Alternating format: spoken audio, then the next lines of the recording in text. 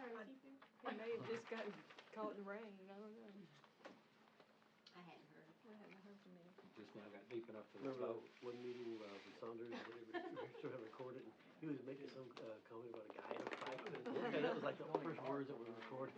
Asked me what cube it was.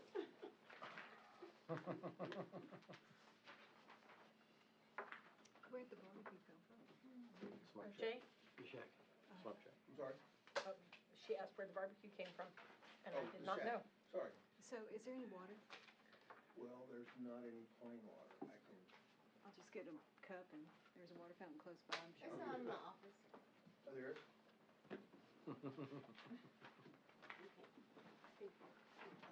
Anybody else want water? I'll just get a water. Live on YouTube. Yeah.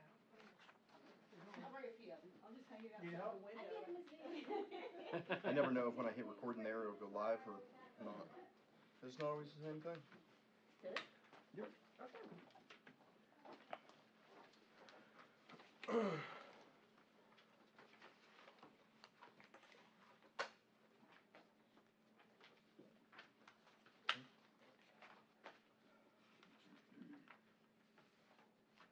Are we out of water in the fridge? Yeah, really.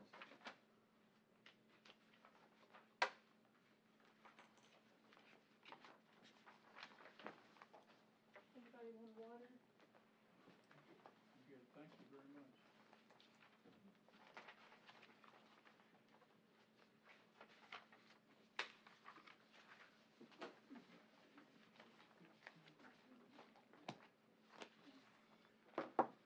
Okay.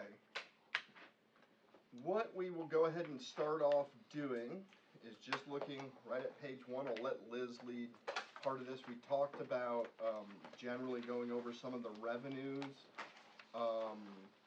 and general expenses. Just I think the highlight number right now is if you're looking at page 1 is going down and looking at the total revenues versus the personnel and operating expenses. Right now we are about, do you have that number, $212,471 higher in revenues than personnel and operating. So we'll go over some of the revenue projections in the general fund. Then we'll go through the list of changes that we've made over the budget session. We'll hit on a few of the changes we didn't make but that were talked about. And take it from there. So Liz? Alrighty, I did change, just if you compared the revenues from the first version to this one you're looking at tonight, it did change 2 of the numbers. I went back through today with a few months of revenues under our belt to look at some of our projected numbers. So those have changed a little bit on 2 of them. The county millage, have it going down this year. You know, we projected an increase there, and then I realized pretty quickly that when I got the billable amount that the tax assessor had billed, or the tax collector had billed in January, that we weren't going to hit that target. It's around, it's just under 2.2 million is after the homestead credits are applied that they bill for us to collect in a year. The projected number on the county millage does not include the extra millage taxes that we are going to receive this year. We already received $619,000 in November that would have originally gone to, it was the part of the millage that pertained to the bond. And so any remaining collections that Pulaski County collects on that millage comes into us in addition to the mills that we typically would get. So, so we are going to be significantly over $1.7 million this year, but that will not be continuing, and so we didn't want to base the budget on that. So I did not include those numbers in the projected in looking at the county millage. Utility franchise tax, I did adjust this number from the first version of the budget to now. I increased the revenue $110,000, and that is simply based on the projected number, which apparently I did not update on here. we should be right at around that $1.8 million this year. So I'm really not projecting an increase over this year's actual. Most of these revenues are pretty much kind of sitting where we're at or expected to be at for this year. State turnback, we talked about that, that we weren't going to meet that revenue line item this year.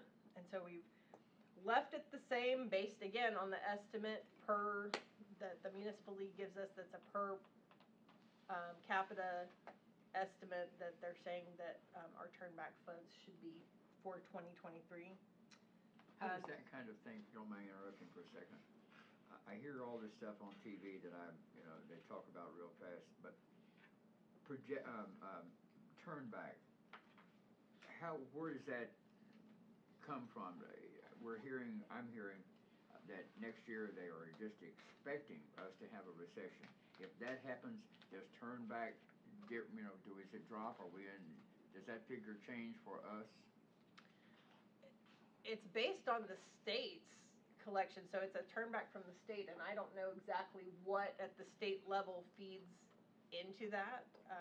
I do know at their fiscal year end, they usually send us some extra turnback funds once they kind of reconcile and close out their year, that they usually have a little bit more than what they've sent us the rest of the year. So we usually get an extra payment in July of each year after their fiscal year and close in June.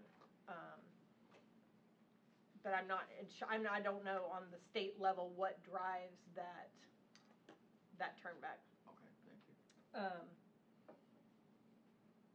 The county sales tax was the other one. I increased it $75,000 more than the first version of the budget.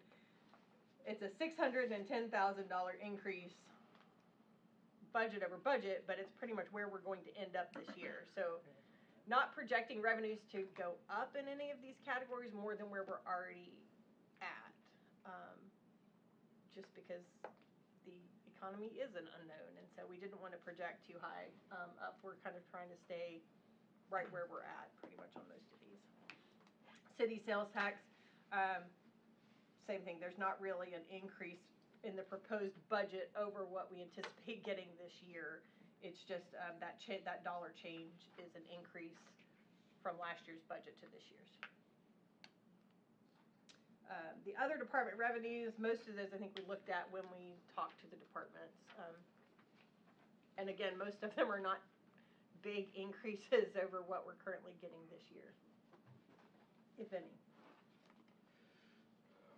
Was there any questions or discussion about the general fund numbers, revenues? Liz, do we want to hop back to Sanitation Street and other? I don't know that you made any or many changes, but we didn't tackle those. Yeah, we can take a look at page 50. Is the sanitation fund summary that has those sanitation revenues on it.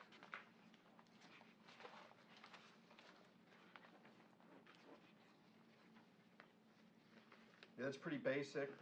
Just drop sanitation fees down a smidge, 10,000 anticipated revenue.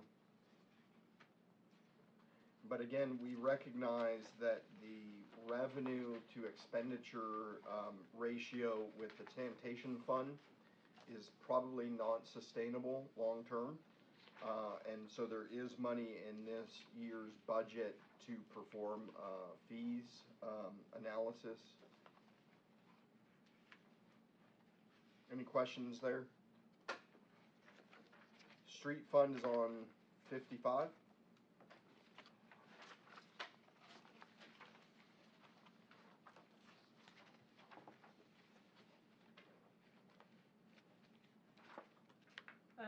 Similar story on street fund revenues as the general fund, just because the millage and the turnback funds are both kind of two of the ones there, and we've already talked about most of that this year based on current year's actuals.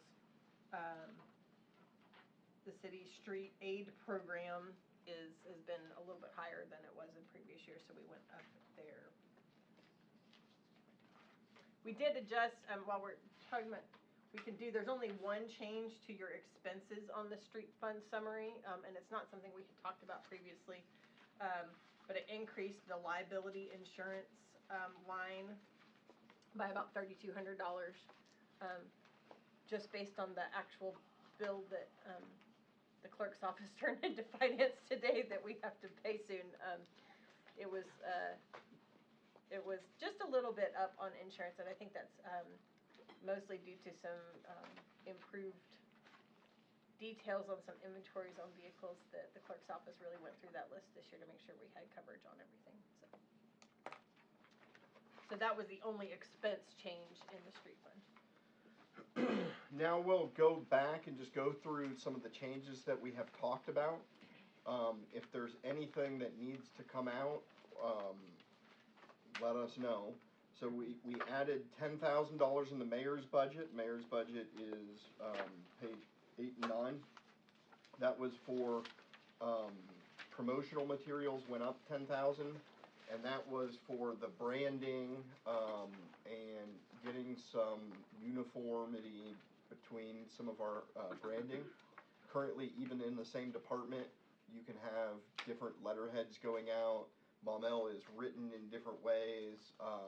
Between departments, there's very little consistency. You could pick up any business card that the city has, and it is a different style card.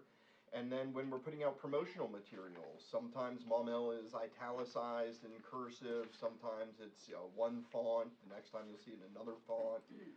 And so just trying to develop some of this stuff so that it's consistent and throughout. If you look at the, one example is the seal that you see here in our budget book, you'll notice it's what probably should look like a circle, but actually looks like an oval. And that is just because the versions of those files that we have are just not good. They're old. We're using old stuff. You'll see different promotional materials that go out periodically. A good example is you can check out the police department. We just put out an advertising flyer. It looks great, and then it has an enlarged version of the police badge or the police patch.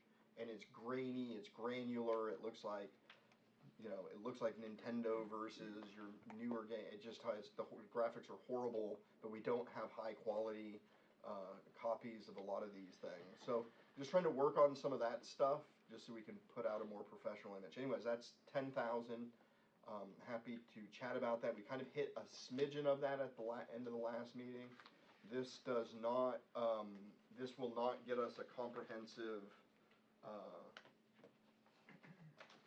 PR firm in here or anything like that. It's much more artwork, some design features, etc.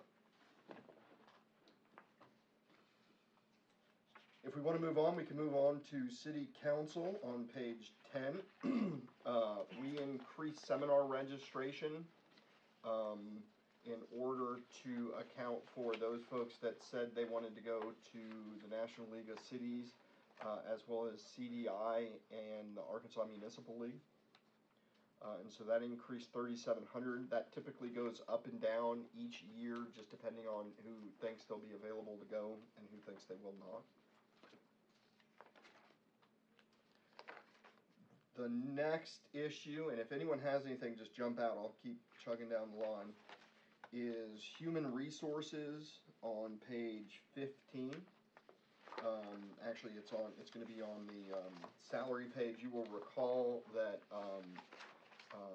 Doreen, HR director, had asked not only for that HR administrative assistant position to go to full-time, which was in the budget, but she also asked for a pay increase.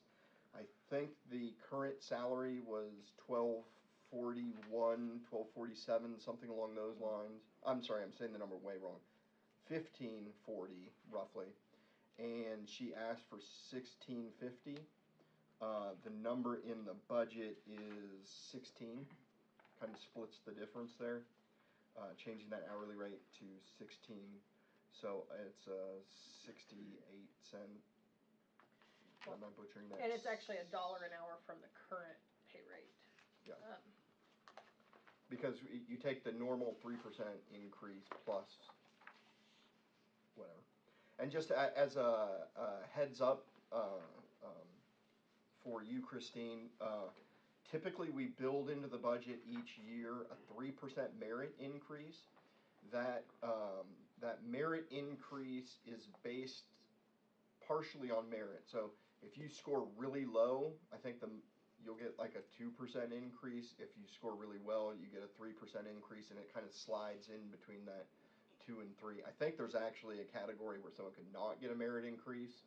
The issue is if you're not getting a merit increase, you're usually not going to be working here very long at all, because it is substantially below expectations, right? So it's usually kind of between 2 and 3%. And that's for non-uniform. For uniform, they step up. There's a step increase each year until you reach the max, and that's different between police and fire. We kind of overhauled those salary scales last year. So we could jump to city attorney, if you'd like, page 17. When City Attorney Krebs proposed, she commented it's pretty much all the same. She asked that the equipment less than 5,000 be increased by 500, so we've increased that there. In courts, page 19, 20. We changed the file clerk position title, and then we changed the full-time equivalent from 5 to 6.3, so that means more hours per week. And then we changed the pay rate from the current rate to, which was $12.25, and increased that to $13 an hour. We didn't get an exact number from Judge Bailey, but it looked like she was wanting to be paying closer to 16. Before we finish, or really talk about that, if y'all like to, I think it's important to note we also added, and just this was my oversight, we left out basically what is a comp time payout or overtime payout of $45,855. So what cities and various governments can do is give comp time instead of overtime. What that means is, let's say you worked 41 hours in a week, instead of getting paid 1 hour of overtime, or 1 hour of overtime at time and a half, you can elect to choose comp time, which means you get to take off that equivalent amount of time. So you get an hour and a half off some other time. The city has maximum rollover amounts. Once it becomes comp time, we owe it to that person. It's just like overtime. Like under the law, we've got to pay it, and there's limits as to how much people can accrue at a given point in time. In courts has drastically and incredibly gone over all allowances for comp time, and we are severely out of compliance with city policy and state law, to such that one individual has approximately $41,000 owed to them in comp time. Wow. This doesn't pay off all of that comp time, and this is years worth of rollovers.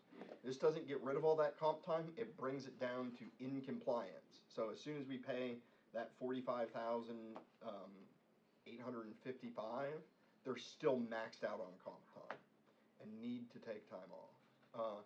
Our new system that will be going to February won't even allow that to occur. That rollover cannot occur in the system. The system catches it and prohibits the entry of that time as comp time, and it has to be paid as overtime at that point.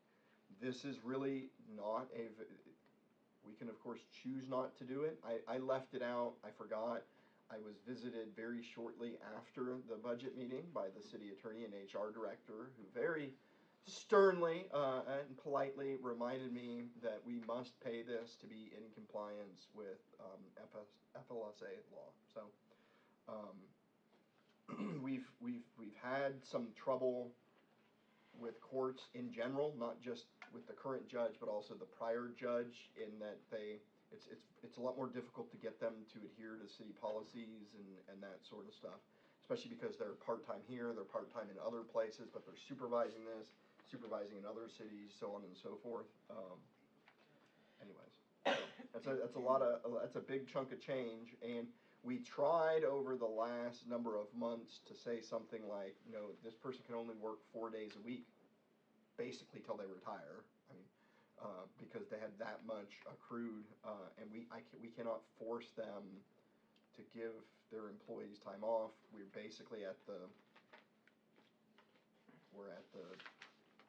you pay it or we'll pay it through, court proceeding. Any comments or questions about either of those two things in court? There's only one employee in the whole city that's No, we have some other employees, primarily police and fire. Police and fire use comp time all the time. They have several, each has maybe 4 employees that are over that limit, but we have money in their budget to just pay those, and those numbers are substantially smaller than 40,000. They're in the neighborhood of $1,500, $2,000, and there's 4 of them, and so that's really normal. We have comp time all the time that has to get paid out because we think we're going to give people time off, and then you get busier, not less busy, and so you end up just paying out that comp time. It's the same thing as paying out overtime. So, but only one department had that large of a number, and there has been. They have a very small department, and there's been vacancies or people that have been sick for prolonged periods of time or out of the office for extended period of time that we were obligated to allow them to do that, but then that leaves fewer people doing double the work, and so. Questions, comments, discussion on either of those two positions or items? All right, we will move on to police. Really easy. We increased the jail fees when we found out that the daily rate was going up by $7. We increased the jail fee amount by 5%, and that comes to $4,250.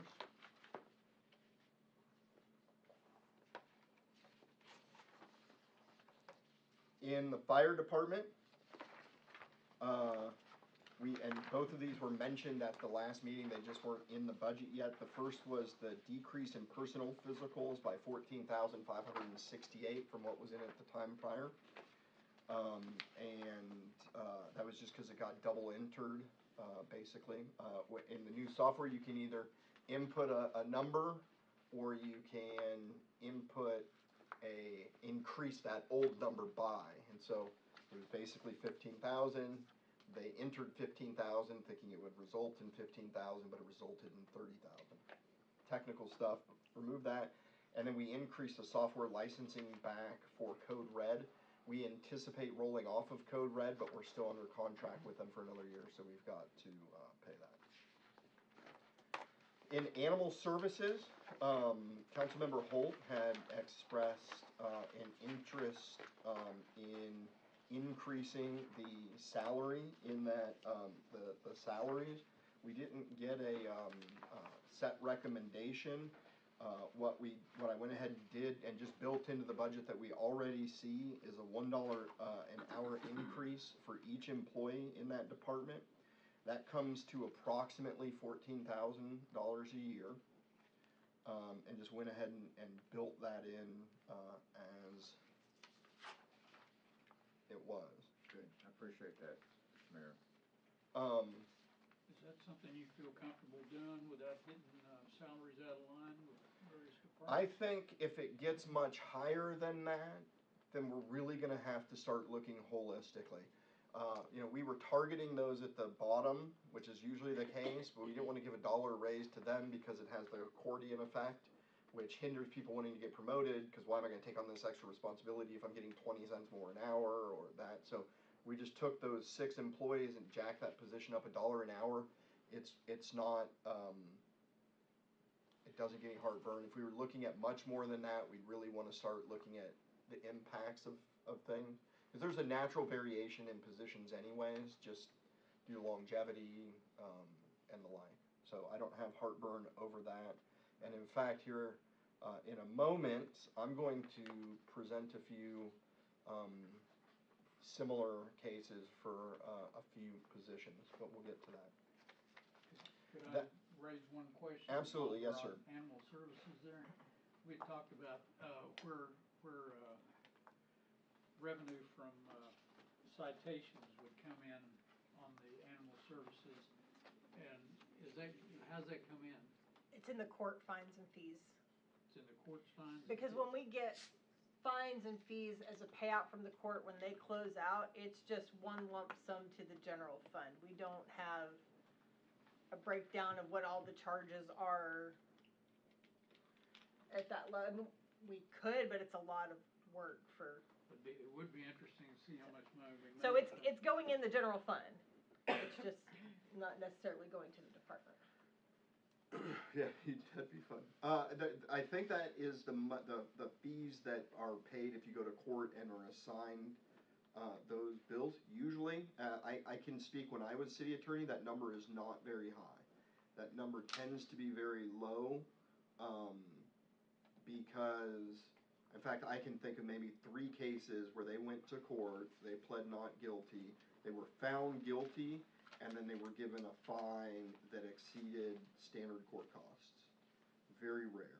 In fact, usually I haven't been there in 4 years, but usually the judge would say something like, okay, I find you guilty, I order you to pay $220, assess it as a civil penalty, I'm suspending that judgment for the next 6 months. If I don't hear from you in the next 6 months, the case will be dismissed. In other words, they fined you, suspended the fine, and said, as long as you're good for the next 6 months, then you won't have to pay that fine. That's not always the case, but I mean, you're probably measuring on my fingers the number of cases that I can think of in 4 years with animal control where someone fought that and that money kind of came in that route. But doesn't the court have some need for revenue coming from there? I mean, charging some fees for, penalties, a certain amount of revenue should come from the courts, right? Am I wrong? They do get revenue.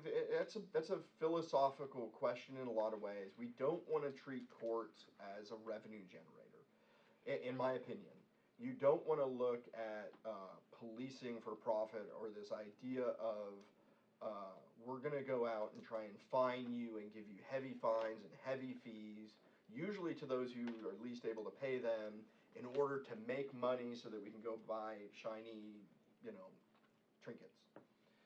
That said, there might be an argument to be made that a court should pay for itself, right? It's very heavily subsidized by the city right now to the tune of, I'm not on that page, but taxpayers foot that bill pretty heavily. Every one of us in this room have absolutely zero say over how that plays out. A judge can very easily set fees within the range, and then they can transfer those fees to community service. They can suspend them. There's not much we can do about that, other than what I have typically expressed in my communications to the court is that if you want a lot of shiny new things, it's a harder sell when revenues are flat or decreasing over time. The concept is that is the court assisting in correcting whatever the situation is, whether it's crime or whether it's traffic or whether it's whatever it is? Are they the results of what the court's doing? Is it making things better, or are they just sort of making it easy on people? Is that? I have my personal opinions, and I'd invite you to attend court and learn about the elected judge to that position. I was going to, and I was told that they allow only about 10 people in there. That may be the case now, yeah. They're still in heavy COVID protocols, I think.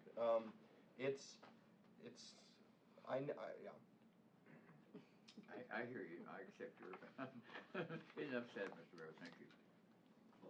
As far as animal control fines and fees, like if an animal's out on the loose, owners let the dog out and neighbor calls on them and they catch the dog out.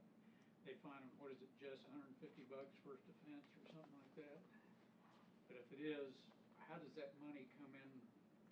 Does it come in through the courts or? One of two ways. So Chris Davis was saying that they'll give someone that fine. They'll say, here's your fine, you have to come down and pay it to us. Pays to And who?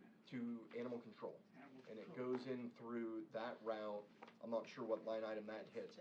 If it's the Miscellaneous animal control. if they say they don't owe that, or they're not paying it, or they're not guilty, animal control refers it to the courts, and then it's almost out of animal control's hands. As soon as you give it to the court, it's out of their hands. Much like as soon as the arrest occurs and you put the person in jail, it's now up to the courts and the prosecutor, not animal control at that point. And so when that money comes in through the court, it's coming in through the, as I understand it, the lump check that we get for all city violations. And I guess it's technically possible to go back through, request copies of the docket, account for what each fine was, and then go back in and assess them. Those numbers are still And pretty. it's the fines they collected each month, not what they Correct. charged, so, yes. And, they have a whole process, everything they collect, based on all the charges for the month, their financial system tells them how it's supposed to be dispersed. Some of it goes to the state, and some of it comes to the city, and some of it comes to the city with some restrictions based on the charges. And so if you look at the courts page, there was a couple line items that were in courts that we moved to the police department this year in 22, because those are technically, those funds have some purpose to them, that they're supposed to pay the jail fines and fees. So we put it in PD where the expense for the regional jail is, right? So, and then there's one that's to help with emergency vehicles, and so we put that in the police department as well. They're not huge revenue numbers, but they did have a designated purpose per state law, and so we kind of moved those out. So we get those broken out from their system, that we can account for those, but the rest of them don't have a legal designation to them. They're just fines that are due to the city. But it seemed like animal control miscellaneous is only projected $1,500 revenue. It seems like it should be. Well, if you look at the history, though, that's what they That's it? perceived. That's all they really get in for that sort of thing? Gosh. Would you take a look at that and just make sure those procedures over there are good as far as discretion for them waiving fees and stuff like that, as to just So make sure. that's tricky in a certain sense, because it's the same. You said two things in that same statement. One, I agree wholeheartedly. Make sure that money that's coming in is going and being booked properly, And that is, we've reviewed all of those procedures, so. the discretion issue is a lot more difficult, because it ends up being like, how do you audit the police department's discretion in whether to watch a speeder drive by, not pull them over, watch a speeder drive by, pull them over, give them a verbal warning, watch a speeder drive by, pull them over, give them a written warning, or watch a speeder drive by, give them an unsafe driving citation, which is an ordinance violation, or watch a speeder drive by and give them a speeding ticket, or watch a speeder drive by and give them a reckless driving ticket. I'm not really talking about discretion whether to issue a violation or not, but once you've issued it, is there discretion to waive when the person comes in and they negotiate and he says, oh, okay, don't pay this time or something? Can you do that? The citation is typically given after they've said they're not paying the fee, right? So it's sort of like, hey, here's a piece of paper, you guys owe us this money, and then if they don't pay that is when they get a citation with a court date. Okay, but does he have the ability to just say, well, we're not even gonna charge you anything? Sure. The example that we used at the when they were here was the case where the lady, the dogs had gotten out multiple times, and they had we said if you went and repaired your fence, right? So you hire the fence person, you have them come out, rebuild that back portion of the fence, we'll waive your fees. In other words, we would rather you fix your fence than give us money and be unable to afford to fix your fence. So there is some discretion in that sort of stuff. I'll tell you, the people who get more upset about a dog out than anyone in this room are the people that have to go chase the dog down and stuff. They tend to be pretty strict, but there is that sort of give and take. It's very similar to what we do with code enforcement. When you give someone a sticker saying, hey, your vehicle's out of, it's not supposed to be parked here, we give code enforcement officers a lot of discretion there to work with people to fix those things. So it's not like they're being given a citation and then we're like, okay, this is finally it, and now we're pulling it back saying, no, you don't have to pay it. It's a much more amorphous process, just like all the others. So. And that can be changed, right? The council, I think, has that authority to change it. I'm just also pointing out it's very typical for how all the other departments work. And the bulk of the time, you have the goal, and even when I was city attorney, the goal was to get people to comply, not to punish them for not complying. And so if you could use the threat of a future fine in order to get someone to mow their lawn twice a summer, then you would prefer to do that rather than just give them a ticket, fine them, and then not have that hanging over their head sort of thing. So but anyway, so the council does have discretion to make those changes. I do agree. I think there's going to be more than $1,500 in Sure seems like it. those fines, but we will. Especially with Jess's new amounts. All right, thank you. So, sorry for the overly long answer, but yeah. Okay.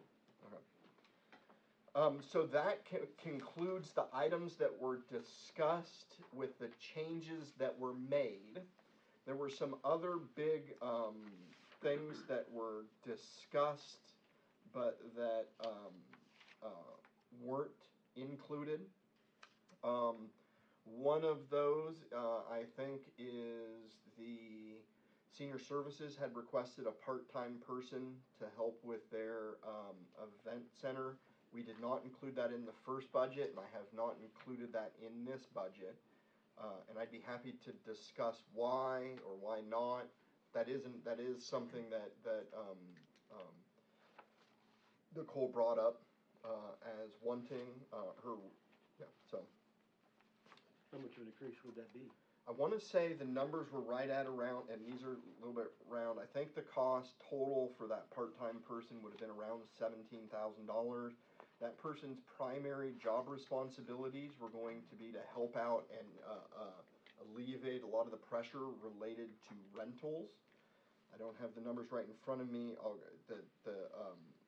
The amount that we expect, a conservative number for what we expect to generate in revenue from those rentals this year is $24,000, and so it might be that if we're having to hire somebody and pay them to ensure that we can make a profit, that it would actually be more profitable to just not lease it out as much, because by leasing it out more, we're getting negligible amounts per event, but we're taking on such a workload that it costs an additional employee. So, in other words, we're already making certain revenues now. If we, and it's really the philosophy of what you want that event center or the center on the lake to be, and how much you want it to be leased out. Are we trying to be in the event center business?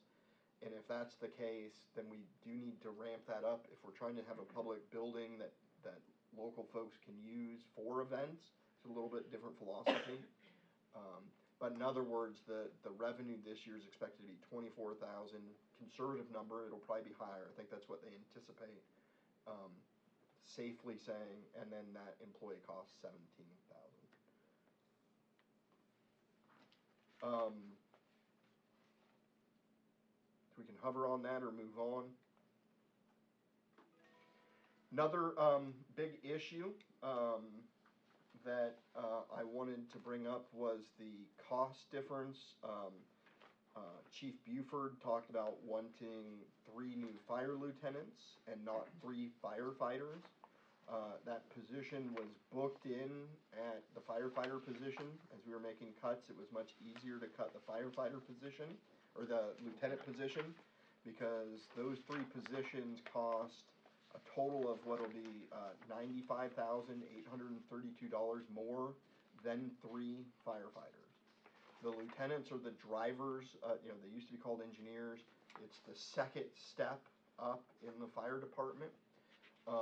We think that, I think that the best valued increase is with the firefighter. That allows the firefighter to do that, and if they've been trained, move up to lieutenant. Chief Buford made a very compelling argument that by getting the lieutenants, they can move down if need be. They can stay at their same grade, or they can move up a grade. And so that gives him more versatility in that position. If the number was slightly smaller than $100,000 a year, I think it'd be a no-brainer to give the more versatile position. He's already got 8. It is, 9. He's got 9 lieutenants. Now, didn't they have to pay like about $40,000 in overtime because they didn't have these positions last year? they have to pay probably more than 40,000. I bet it's Right. closer to 240,000. And I'm not, yeah. And How much? and so there will be, there's an added overtime cost, an invisible overtime cost, if you will, in having someone that can work fewer positions, because therefore you're having to get somebody. So a lieutenant could move up to a captain, a firefighter couldn't move up to a captain. So if you needed a captain on a shift, you would have someone you could bump up if you already had that person, or you'd have to pay someone else overtime to work an extra shift there. So this And could so- actually save some money by doing the increase. It would save some overtime. Right. By doing that. Yeah, their total overtime budget's $125,000. 125. And And so. that's built in overtime though, right? Pardon me? It's built in. Oh, yeah, they're, the Okay. fire department, just the nature of the shift work at fire departments means you're gonna get overtime. And quite frankly, our overtime is very, very, very low for fire departments, and that's because we use Kelly days. Kelly days being that one day per, 3 weeks or per month that they have to take off. Most departments don't have Kelly days, they work that day, it's a required work shift, and it's paid entirely at overtime. So 24 hours in overtime. Right, and so, it's very small for that. So, and we can come back and talk about that here in a moment, cause just a reminder, we're still, if the end goal is to end up with the revenues, or the operating and personal expenses equal to or less than revenues, then we still have 212 to use. I'm not saying we wanna use that, we prefer not to, but we still have that amount and to keep the ratios where we think they're healthy, for the long term. And I have a feeling we should, definitely come back to that. But there's a few other things I wanna talk about before we do get there. Was there, other than these, was there anything? That was talked about? I didn't have anything else. Okay. Can I ask you to leave the room? Yeah.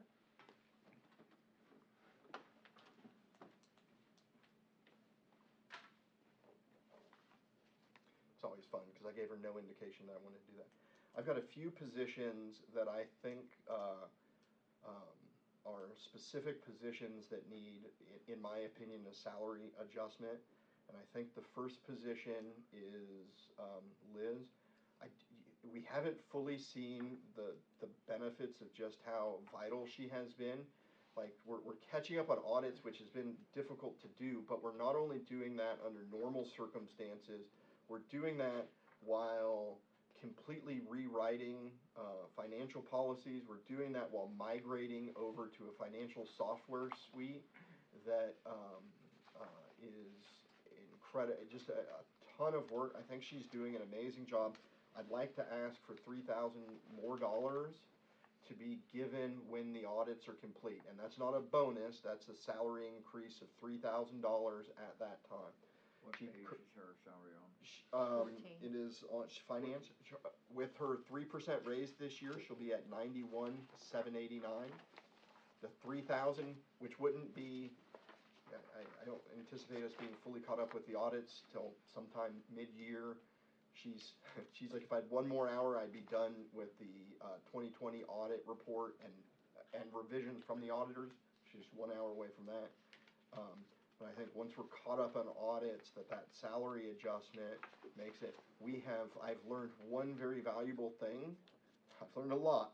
One of the most valuable is how important a finance director is. Oh my gosh. Somebody yes. who understands the numbers, somebody who's a little bit of a turd and keeping those numbers right and making sure people dot their I's and cross their T's. Somebody who understands how it works and understands how to make it work right is invaluable. When Tasha Thompson left, it was largely over money. The salary's up from there, but you could have doubled her salary at that time and saved the city an incredible amount of heartache with stuff. I'm not saying you should have doubled the salary. I'm just saying that we pinch pennies and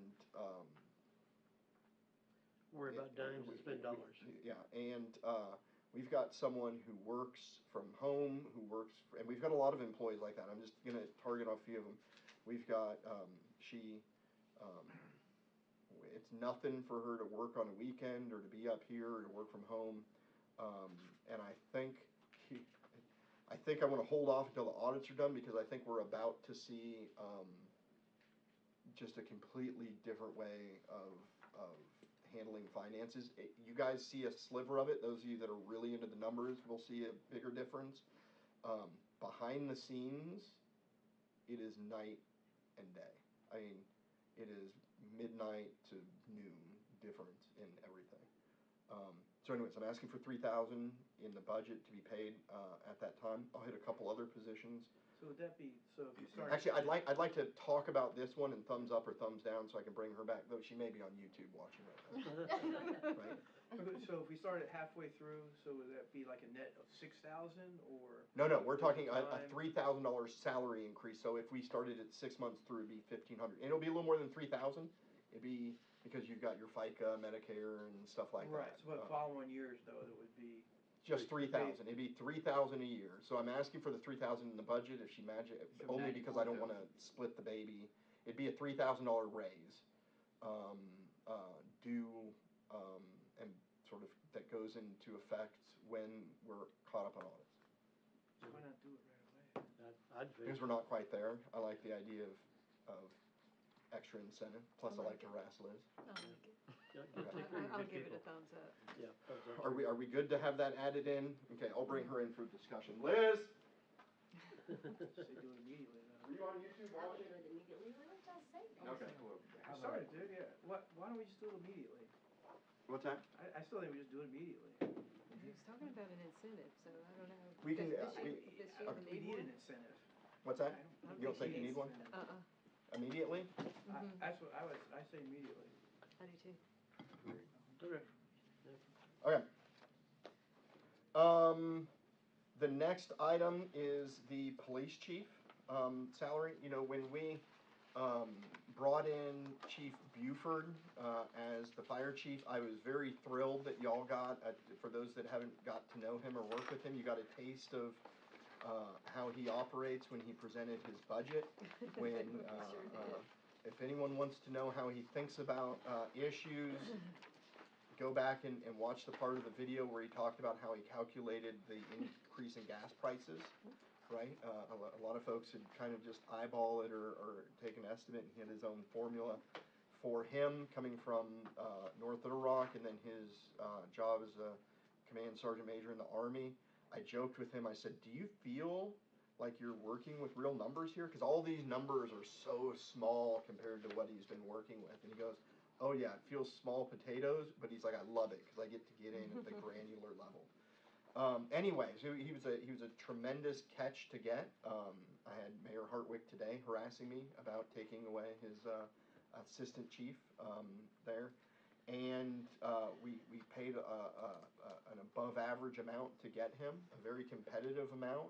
It was one of those, you're not going to lose who was by and far and away the best qualified candidate for a little bit of money. It was still less than Chief Ezel had been making, because when you get up high and you start getting 3%, that number really compounds pretty quick. In the meantime, when we hired Chief Pickard, we hired him at substantially less than we hired Chief Williams, which makes sense. Chief Williams had been here since the dawn of time, and Captain Pickard got a healthy raise from where he was. Captain Pickard to Chief got a healthy raise from where he was at. And one of the reasons I was talking with somebody about this, and one of the reasons I was able to justify the difference, is there were certain training differences that were between police and fire. The other day I watched on YouTube a live graduation of Chief Corey Pickard as he graduated from the FBI National Academy, which even getting in is an honor, and it's 13, 14 weeks that is top notch. There's a fire equivalent and a police equivalent. Obviously fire's not with the FBI, but those are prestigious places to have folks from Maumelle even attending and graduating. Is quite the mark. I'd like to request that we increase Chief Pickard's salary from what would be $97,496 to be equal with that of Chief Buford, and that would be $3,091. And I think that's premised on if a police officer gets a college degree, they'll get their little stipends. I think the FBI National Academy graduation is that sort of achievement that makes him so. I mean, I've got text messages with him looking into e-bikes for cops. I mean, he's inspired, motivated. He's going to come back rip roaring, ready to go. Well, we don't want to lose our people either. Yeah. Well, and I think Chief Pickard would be pretty loyal there. I think it's also about paying some of your top folks and bottom folks, as if we discussed, and I'll hit here in a minute on one of the lower paid employees, several of them. So anyways, that's my request, is to go to the increase of $3,091 for Chief Pickard upon his graduation from the FBI National Academy. Can we? You need a thumbs up. I mean, or comments or those sort of things. I totally agree with this. I think, the FBI Academy is no joke. I think it's incredibly hard and, like you said, very prestigious. And I think he's been with the department for a long, long time, and I think he's earned that. I agree with your There's also some. justification for it. Thank you, and thank you for the suggestion to do it some months back when I told you you were crazy or something, and then really started thinking about it and came around, and now I'm taking credit. It also there's a lot of things that I've tried to break apart from the police and fire that say, hey, just because person A got it doesn't mean person B got it. But it does send a signal as to how you value those departments to a certain more than I think it should, but it does.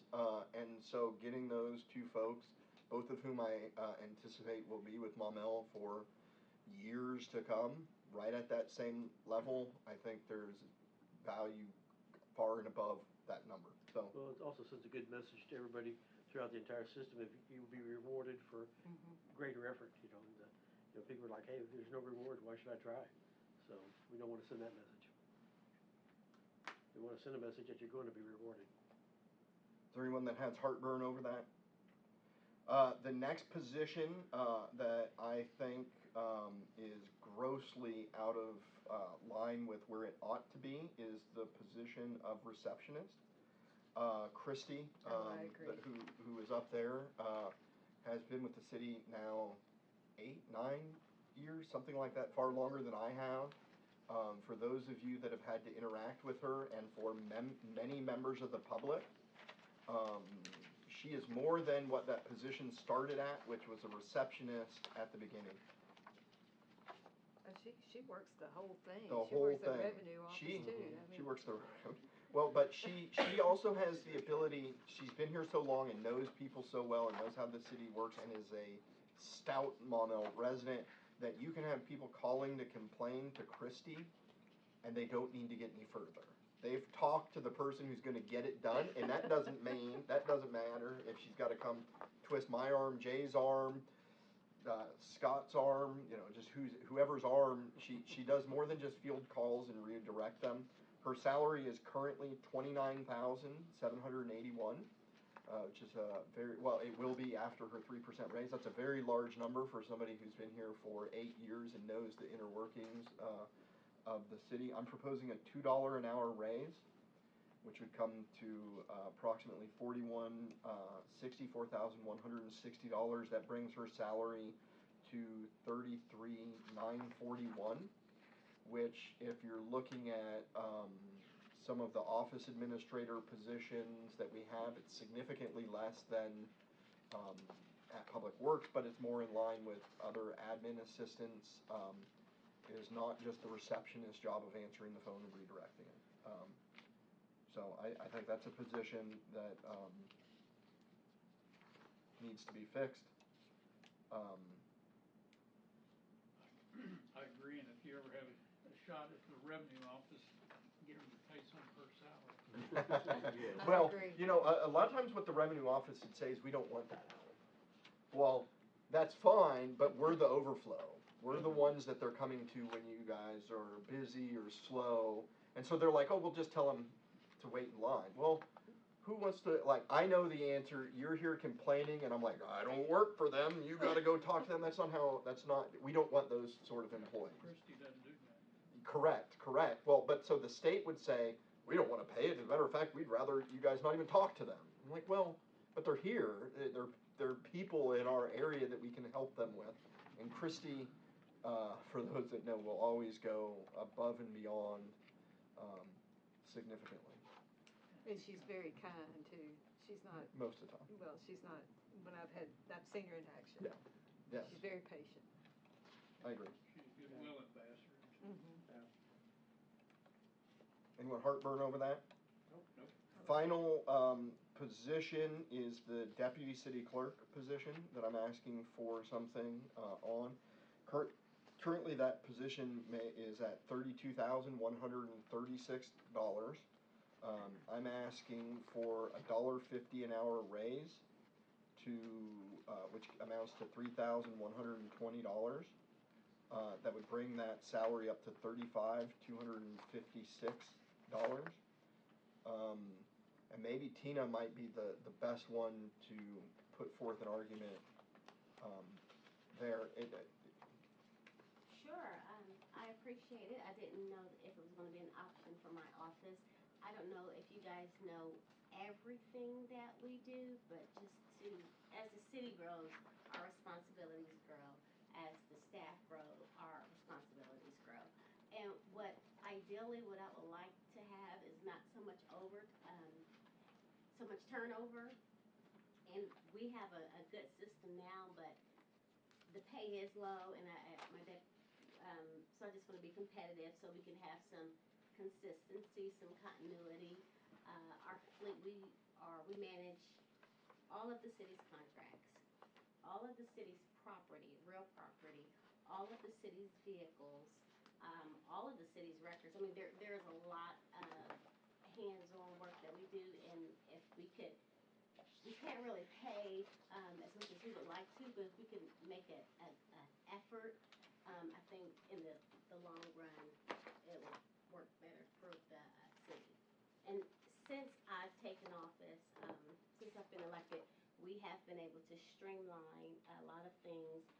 We had a lot of records from the 80s that I'm now able to digitize.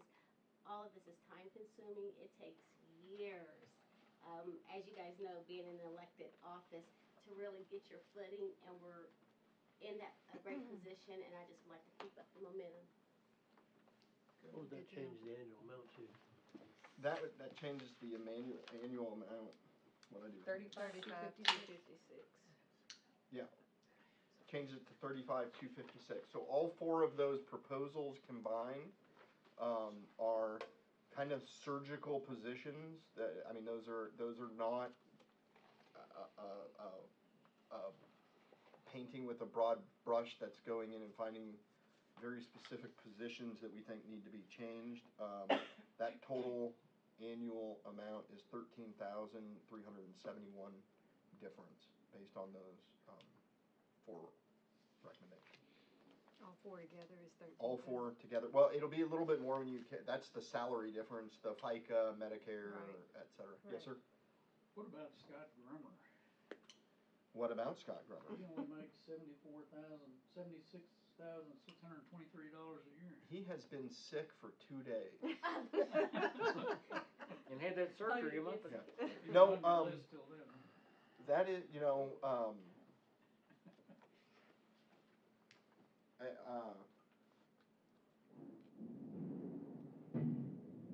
There's the answer. Was God no, what do you mean? What about Scott Grummer, Steve? Well, he's a very thorough person. I've been in a lot of meetings with him here, it seems like lately. And there was a planning meeting last week that they got in this technical argument between the planners and Grummer and Holloway, and it made my head spin. I mean, Grummer knows this stuff inside and out, and he kept ending up on top with these discussions and stuff. And so he's a thorough guy, and he deals real well with the public. I mentioned that we've had a flooding issue over there in Country Club, and he's been very professional with the residents there, and of course they've been very professional back. It's probably the best group we've ever had to deal with as far as residents coming in on something. And Even better than those Ridgeland folks? well, I don't know. But anyway, he's just, and he's taken on code enforcement too, and he gave up some of his salary to get somebody some money, what, a year or two ago or something. Is he paid appropriately, you think? Scott is definitely an MVP with the city. I don't know how to answer that question. Scott is probably worth more than that, but I think there's a lot of people with the city that are worth far more than that. I haven't looked at comparables to figure out where his salary ranks relative to other planning directors. But why don't we come back to that, and I can get you some answers here in just a minute when I pull up the municipal league salary survey. If you do a survey. You just keep telling how great Grummer is, and I'll pull this up by the time you're I'll done. just poke in here that I know that when the flooding issues of the last couple of years, I've gone back and seen a report he did. I mean, he's out there taking pictures, wading in the water. Just in the last 2 weeks, we've had some complaints about noise level from Lamb and all this. He's been out probably at 2 a.m. with recording decibels from people's back porches, and then the report the email he wrote back to the complainant. He was probably really tired and worn out, but it was a very professional, very polite reply, to which he received a very professional and polite reply. So yeah, I think he's very, gold. very accessible to the alderman. I mean, anytime I've called him, he's either taken my call or met with me, and been very patient. I mean, I can be the devil's advocate on a lot of things, and he and I don't Some agree people on. say the devil, Steve. Yeah, the devil, but we don't always agree on it.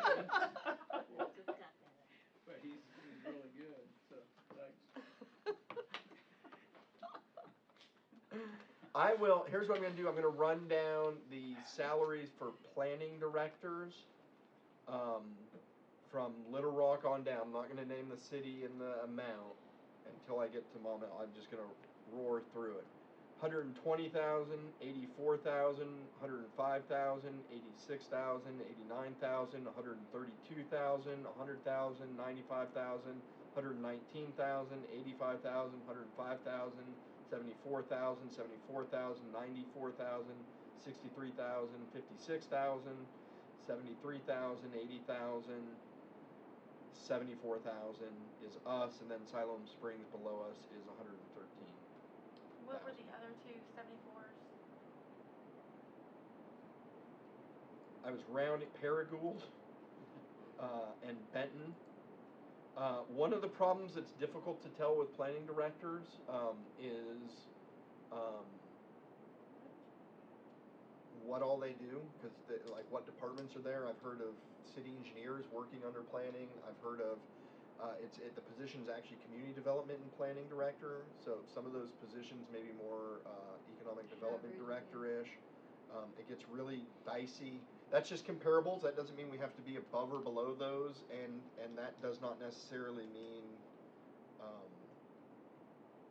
that it's one for one. If your question is, does Scott deserve more money? Yes. He's a top VIP. And on the lower end of the salary scale for department heads. But I didn't go look at all the comparable department heads to see where they were. If you'd rather just think about it or whatever, but if you decide, oh my goodness, he is underpaid, holler at us and let's raise him. Just a mid-year budget resolution? Oh, God, I'm worried. The devil in me says no. I can look at it. I hope when we're done here tonight, it'll be the last budget meeting. We can have this on the council on Monday.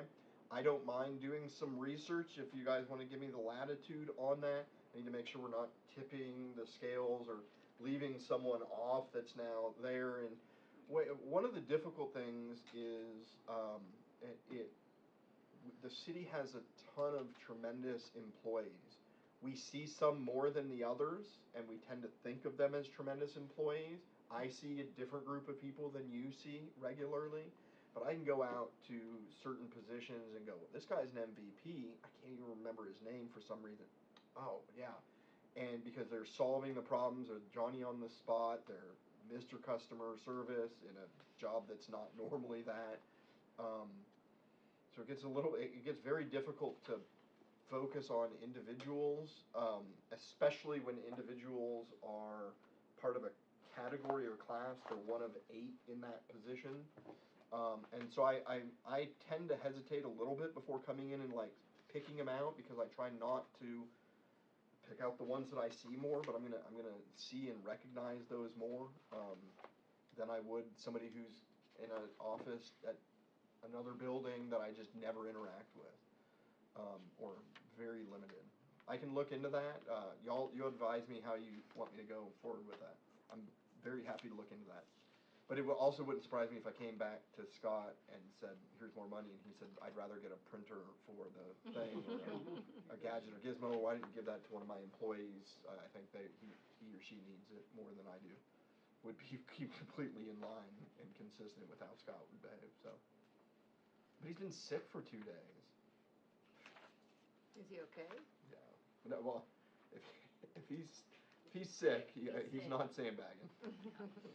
He sent me pictures of wristbands while he's at the hospital. I'm like, Scott, you could have just said you're sick today, and I'd have been like, okay. No, not this time. But he had some thing once. He's like, I promise I'd be there if I could, but I can't. Here's a picture of my intake bracelet. So, a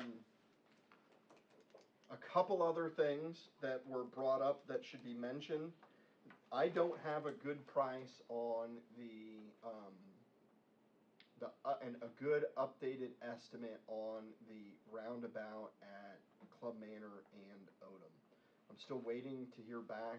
The other estimate I had was, I think I said 1.3. I had double checked that.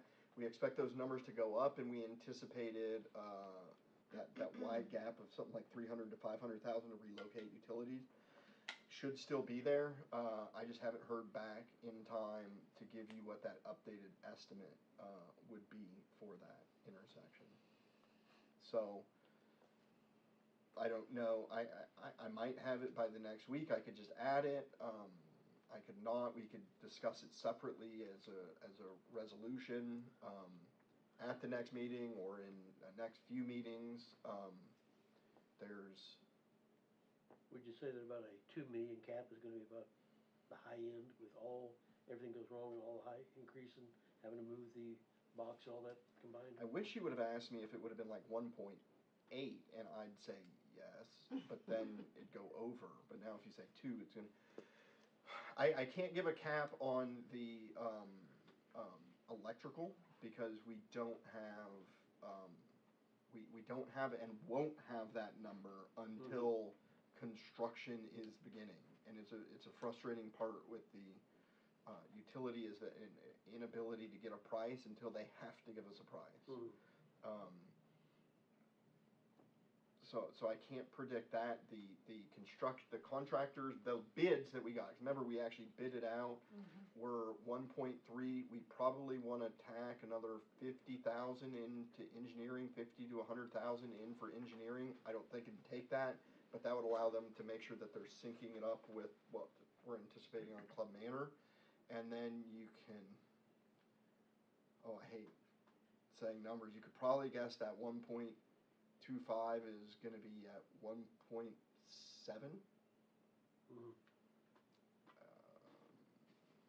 And maybe more or maybe less. Still, they're taking all the quantities and running it back through and getting an estimate. I don't have that number though. I'd like to see us move on and do a resolution later. Okay. And I can continue. We could put it as an agenda item on the city council and just move that forward.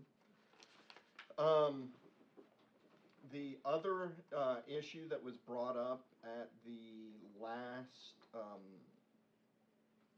meeting that I mentioned that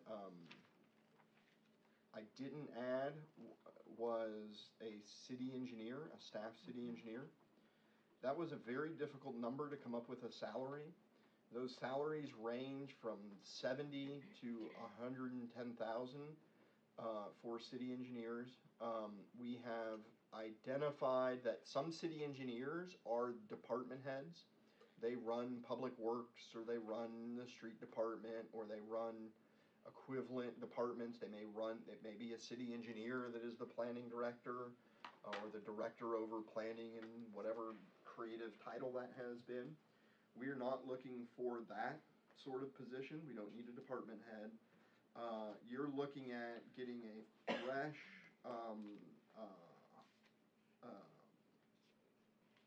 70,000 is kind of what we've been told is the floor for someone who you would expect to be able to do engineering work without engineering supervision. Right? Because they're supposed to be the expert. But with that salary, you're getting someone 5 years out of engineering school and not necessarily the resident expert. You're looking somewhere in the neighborhood of 90 to 95,000 for somebody who would be 85 to 95,000, and it's hard to judge because you have to go into each individual city, look at what they're doing. 85 to 95,000 is what we're thinking.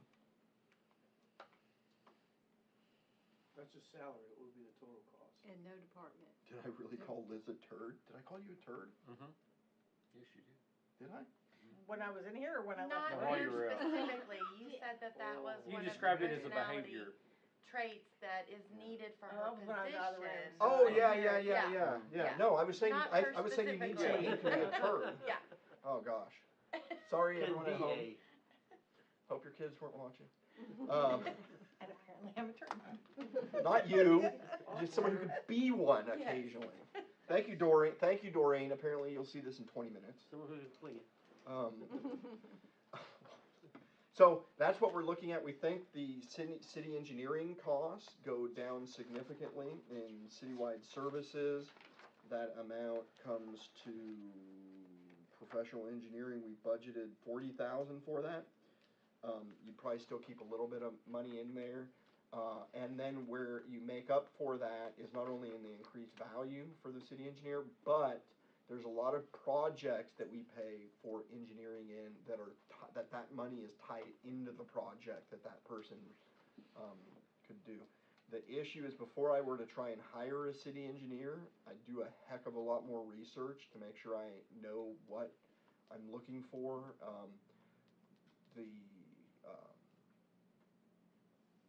But if we're only looking at adding those positions at budget time, then it'd be budgeted now, and then something that we don't necessarily rush into, but that we really make sure we're honing in what we're looking for and trying to identify the skill set that matches what we're looking for and isn't too much and isn't too little.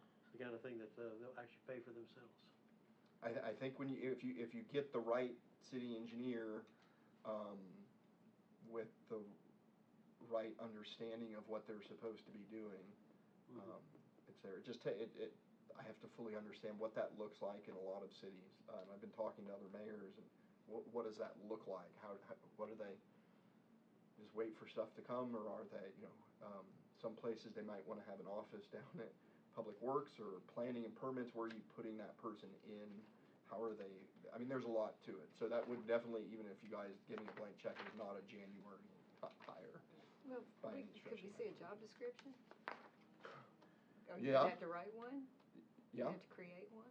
Correct. Well, and so that's part of it, because what we'd be seeking is that seasoned veteran engineer who wants to be able to go home at night and not worry about landing the next clients, not worrying about running a whole department. That's a different stress load. And so you're looking for somebody who's good, but also wanting that 8 to 5, and so writing that up in such a way, running it through people. We can give you sample city engineer job description. Would they be able to be like a project manager, like Crystal Hill Road, we didn't have it, would he be able to fill in that capacity? Yeah, so another thing is that this person would serve over some of these construction projects that we have, and we always have some, whether it's just being eaten up internally, and that could be a cape sealing of roads, right? Like you want to include streets, but somebody who's in the business of right? So we hire and consult with a separate engineering firm on our pavement preservation program, and so when we have questions about pavement, we're going to them. And in a sense, they're serving as a little bit of a project manager. Hey, our budget decreased by this. With those constraints, how are you thinking that we're best utilizing our money with current market prices? And so there's some analysis, but some project management. With something like Crystal Hill Road, it's somebody who speaks the language and really, like, we don't have that internal resident expert that can help us ferret out. I use the word turd, so I don't want to get worse than that. How to be able to detect legitimate issues versus being given the runaround. Somebody's aggressive. Is Shawcat not capable of doing something like that?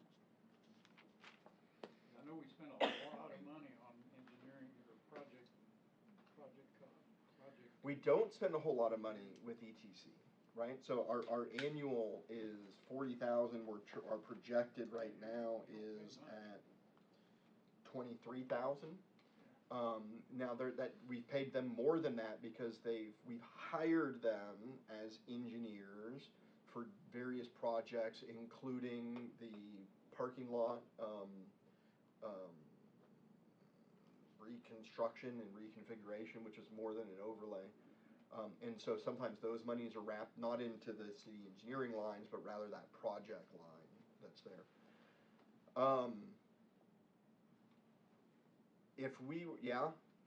So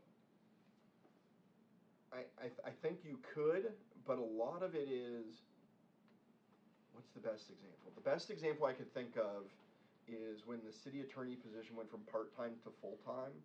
By having boots in the house, by having somebody who's here, you're picking up on things that you wouldn't have normally got a phone call for, right? Yeah, I think the engineer should be someone that has no contact with outside entities, that he strictly belongs to the city, and he deals in protection of the city with no relationship or who's doing what, and he, goes and looks at it and analyzes it for the city's benefit, having no social, I don't mean social, economic interest in, political interest in who's doing what. So here's where it gets a little bit complicated. So we hire a firm that's our engineers, and it's the firm that's the engineers, and we work with Mazon for years and Shawcat now, and they do a good job. But they'll help us do some preliminary designs and feasibilities of, say, a project.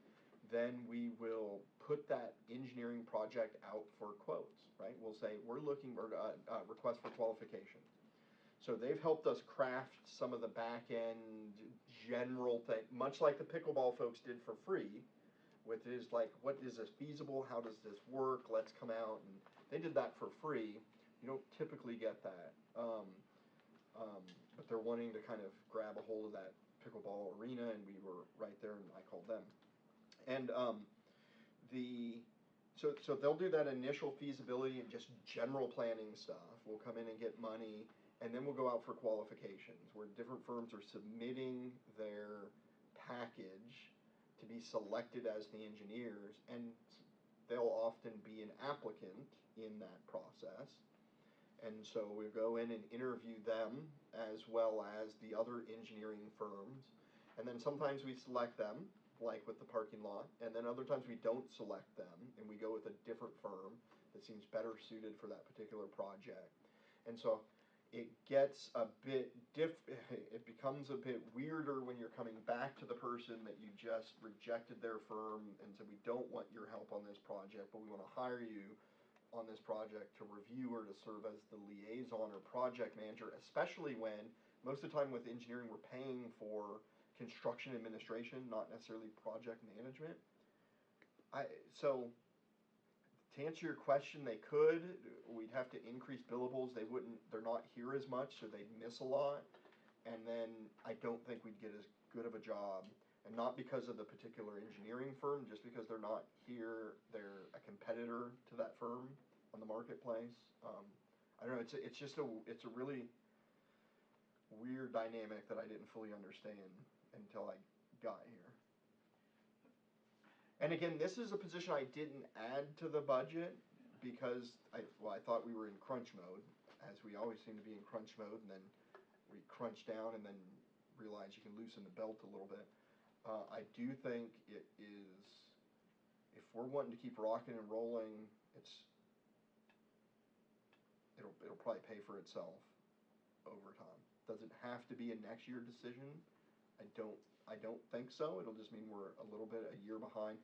I think most of the projects that we currently have started are under engineering contracts right now. So they wouldn't be taking on any of those whole projects, but. So, a couple questions. The traffic lights that we're doing at Montpelier and Audubon, will that require an engineer? Would that be something that this position could help with? Yeah, if you got a city engineer who's also a traffic engineer, or if you got a civil engineer is what most city engineers are, but they had traffic engineering experience, yes. Mm-hmm. My understanding, a lot of city engineers, if there's an engineer out there watching, I'm sure I'm butchering this. Mayor Watson, if you're watching, he's like pulling his hair out. They become very generalist in a lot of different things, and traffic engineering is its own thing. Mm-hmm. I've never installed new traffic signals. Maybe not is the best answer I can give.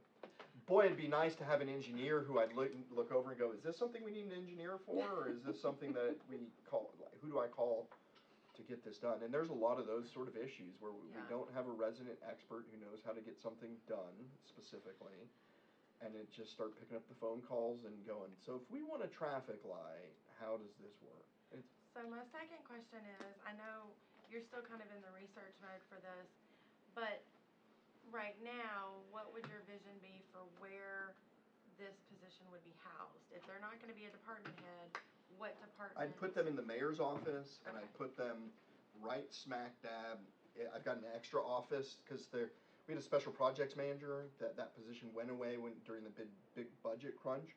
And then it was determined that we didn't need a special projects manager. Having a good project manager would be nice, but I don't have a whole job for a project manager. So they'd have to do something else. So are you, I mean, it looks like to you, we would set aside $80,000 and then, you want to put that 80,000 in this budget? Or If you wanna- may or recall, you- I had mentioned that I hadn't added it because there was a budget Right. crunch. And so I did, as we were coming up on that, I stopped my research and I was like, pie in the sky, maybe next year. I brought it up because we were talking about engineering, and then somebody said, well, why don't you get a proposal for that? I think we need the position, but I'm not fully prepared to present it if that's not apparent. I think though, that here's a great example. Let me give you a concrete example of something we're dealing with right now, that it would be nice to have an in-house engineer who's not paid by the hour or by the work. And that's not meant to disparage anyone who is, but you always get people saying, oh, they're just drumming up work. I don't know that to be the case or not. Out on Champs Boulevard right now, as you go out to Tractor Supply, the back half of that road is falling apart. And it's falling apart quicker than we can repair it. We're saw cutting out. Rather than rebuilding the base, we're quickly pouring concrete down, 6 to 8 inches of concrete, and then we're overlaying it with asphalt. In that process, that particular area is fine, but while that's happening, the surrounding areas are crumbling around it, and it's crumbling down the line. Who do I, as mayor, ask what the heck we need to be doing about that road? Right? It seems like you just go ask the city engineer, but if the city engineer's response is going to be redesign the road, and I have to come back and twist arms and fight to get a comprehensive analysis of that road, like how do we make that decision? So thankfully we were working with the pavement preservation engineers. I sent them an email and said, hey, I've got a road back here that's falling apart. We're patching it as quick as we can, but it's falling apart quicker than we can repair it. What is your advice? And they come back and say, the first thing we need to do is get some geotech and some boring samples out there so that we can bore down and see what is under the road. Why is the road crumbling? And that costs X dollars, let's say $10,000, for that initial test to begin the process of telling us what needs to be done. I emailed I reach out to Jay, and Jay's like, well, I don't understand this stuff. And I say, well, I'm not that much further ahead of you, right? I've been dealing with it, but I'm not a subject matter expert.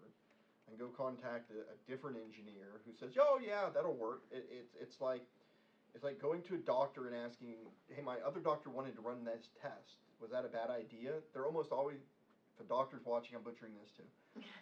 They're almost always gonna be like, yeah, of course run the test. Won't hurt you to run the test. You're not gonna give advice counter to it unless you've sort of built that case up. So anyways, then I'm reaching out to Streets with Mike Hogan. Do we need to do these boring samples? And I'm not even calling it the right name. And he's saying, I guess. I'm like, but is it worth $10,000, or are they gonna tell us what visually can be seen, which is that the road's falling apart and you're gonna need to reconstruct it? Right? So there's a $10,000 issue on the table today with an email I'm about to send tomorrow, approving it based on what I think and what appears to be the right decision, but I don't have an expert that I know is working for the city that can just answer that simple question. And those sorts of things pop up all the time. So it doesn't take many for that position for them to go, you don't need a geotech, it's clear this is it, we can assume the base is failing, because you can walk down and pick it up with your hands and the road, it's failing. You can visually see that. Now that's not to say I'm gonna shut up here in a second. I don't think the current engineers are just making it up, but who's working for the city making that determination? And a lot of times, it's Scott Grummer who's out there doing the research, and him primarily finding the engineering issues that you're having to hold the engineer's feet to the fire to get it done. So anyways, I'd like the budget, I think was your question.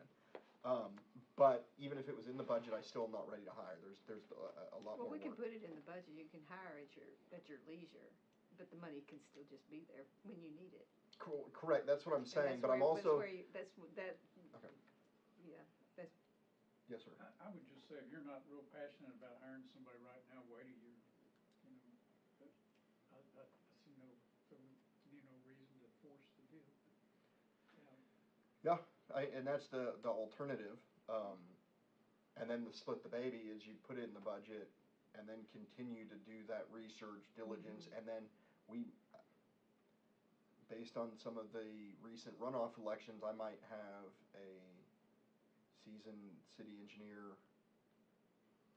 sooner looking than later, looking looking for a job. in a couple Well, weeks. and that's kind of the point that I was making too, because I feel the same way that, you know, unless we have several things in the works for this year that, where we think we could genuinely use this position, we could wait a year. But trying to think of it, you know, we've got the traffic light, whether they're a traffic expert or not, I don't know, they'd still be able to speak to it to some degree, certainly better than any of us. And then if we're gonna do the roundabout, you know, at Club Manor, and, you know, maybe they could also, you know, help translate some of the language with the pickleballs. And so it seems like this year we have several projects where this position would be helpful. But yeah, I'm all for doing more research. But you could take your time Yeah. hiring, you don't have to hire this Another year. prime example was the cable boxes, right? We were getting multiple different lines from multiple different cable companies, residents telling us one thing, some saying I know this can be done. Who with the city is the person who, we don't have a cable box expert, but who do you give that to? And that burden often shifts on random things that seem to have no home or no place for them to land. They seem to gravitate toward the person who, one of the people who's out there scooping up, trying to solve the world's problems, which is Scott. And then it ends up a planning issue over engineering, and we got very little assistance from our city engineers on that, but that's not their wheelhouse. But who's now owning that project, right? Like, who's determining whether the cable companies are giving us a line, whether they can do this, whether they can't?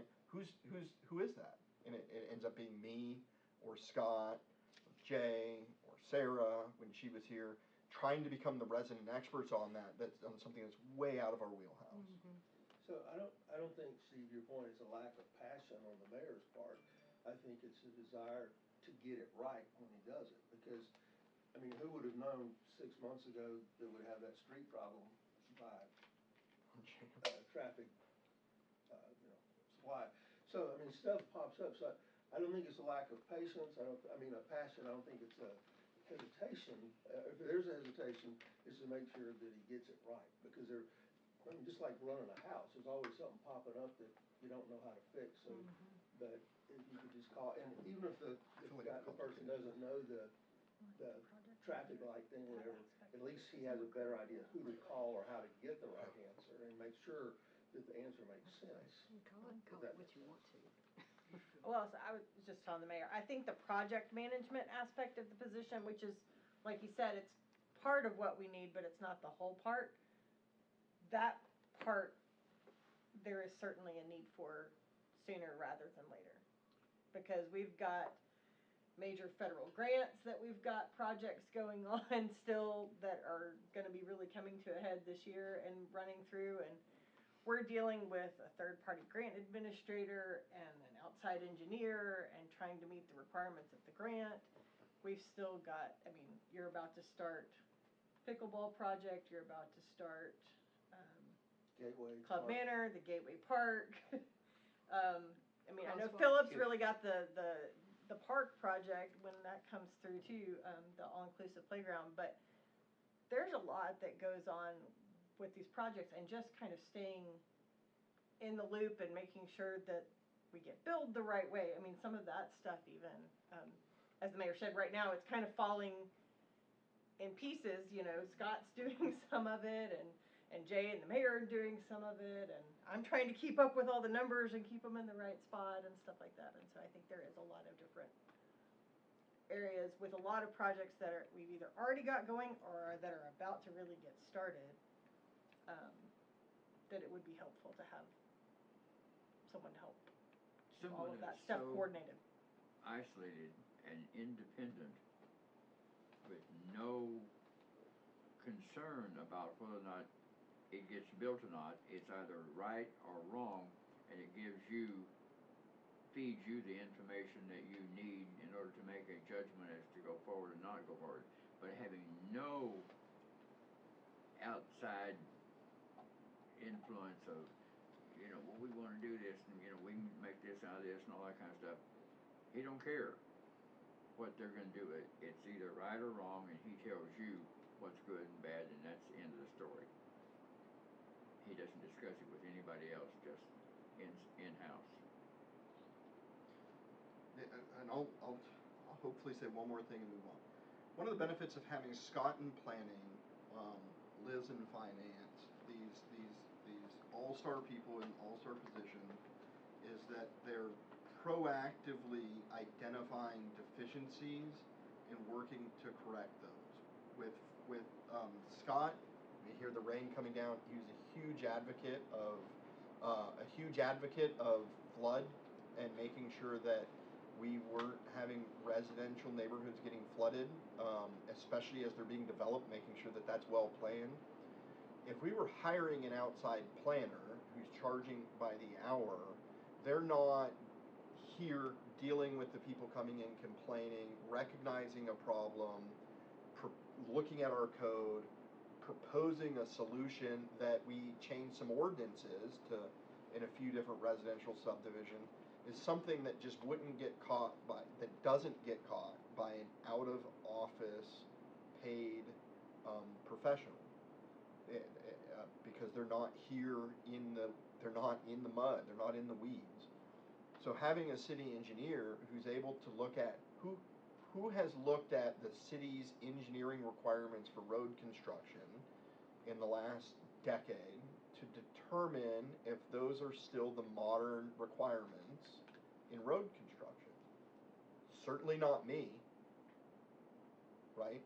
Who's the one who would even know to be paying attention to that relative to why did this road champs fall apart out there? That's the difference between a professional that you're hiring that's here every 2 weeks versus somebody who's here 5 days a week and fighting the same battles and running out when it's raining and those sort of on the scene, in the mud, in the trenches, Tractor Supply boot engineers that's there. Anyway, that's my sales pitch.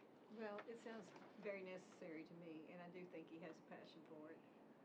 It sounds like something we need to put in the budget, and you hire as you Question is how much research. to put in, because the salary's one part, you already have a $15,000-ish range on that, then you start factoring in benefits and all that, so how much are we talking? Liz picked a number because she kept asking for a number, and I kept saying I can't pin this down. Let me get back to you. She ran with a number that says she had looked at some ranges. She looked at a $90,000 salary costs $116,290 with the full benefits. We've already included and I've reached out to engineers. Go, okay, what are they buying? A magical engineering computer that does engineering magic stuff? We think I've got the money in the budget already to cover those sort of costs, or at least the ones that we can foresee. If we run at a $90,000 salary, it's $116,000. My only concern is I feel like if I put $90,000 that I could get someone good, but I feel like the first person I talk to is going to be like, I need 92. That's what I make right now. So. But to answer your question, the number that we figured off of was 90, and I bet I could find the right person, and I wouldn't be afraid to, if I couldn't, come back and ask for more money. So the only thing that gives me pause, I'm all for this, but the only thing that gives me pause is going back to what Mr. Mosley said, which I completely agree with. It's going to be so off then from what Mr. Grummer makes, and it sounds like these two positions are gonna be working together a lot. And of course, we know everything that Mr. Grummer does. That's the only thing that gives me pause. It's a little hard to swallow, that they're gonna be so different. Yeah. So we raised Mr. Grummer's salary too, is what I heard.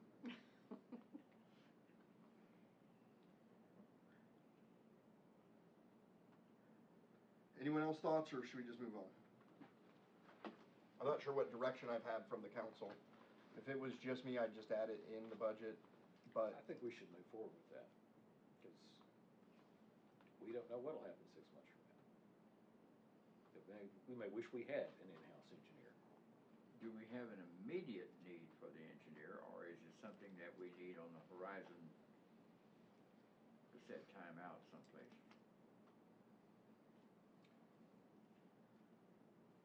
there Well, are we're not talking engineering about an issues we immediate- deal with we're every not- day. That's the, Having lived in an area that's flooded, like, I don't twice a wanna year, promise yeah. that there won't be flooding neighborhoods if we well, have a no, city but if you engineer. have your own engineer, they can go out and start making assessments. A And lot of what we have is like micro flooding that can be changed through small changes.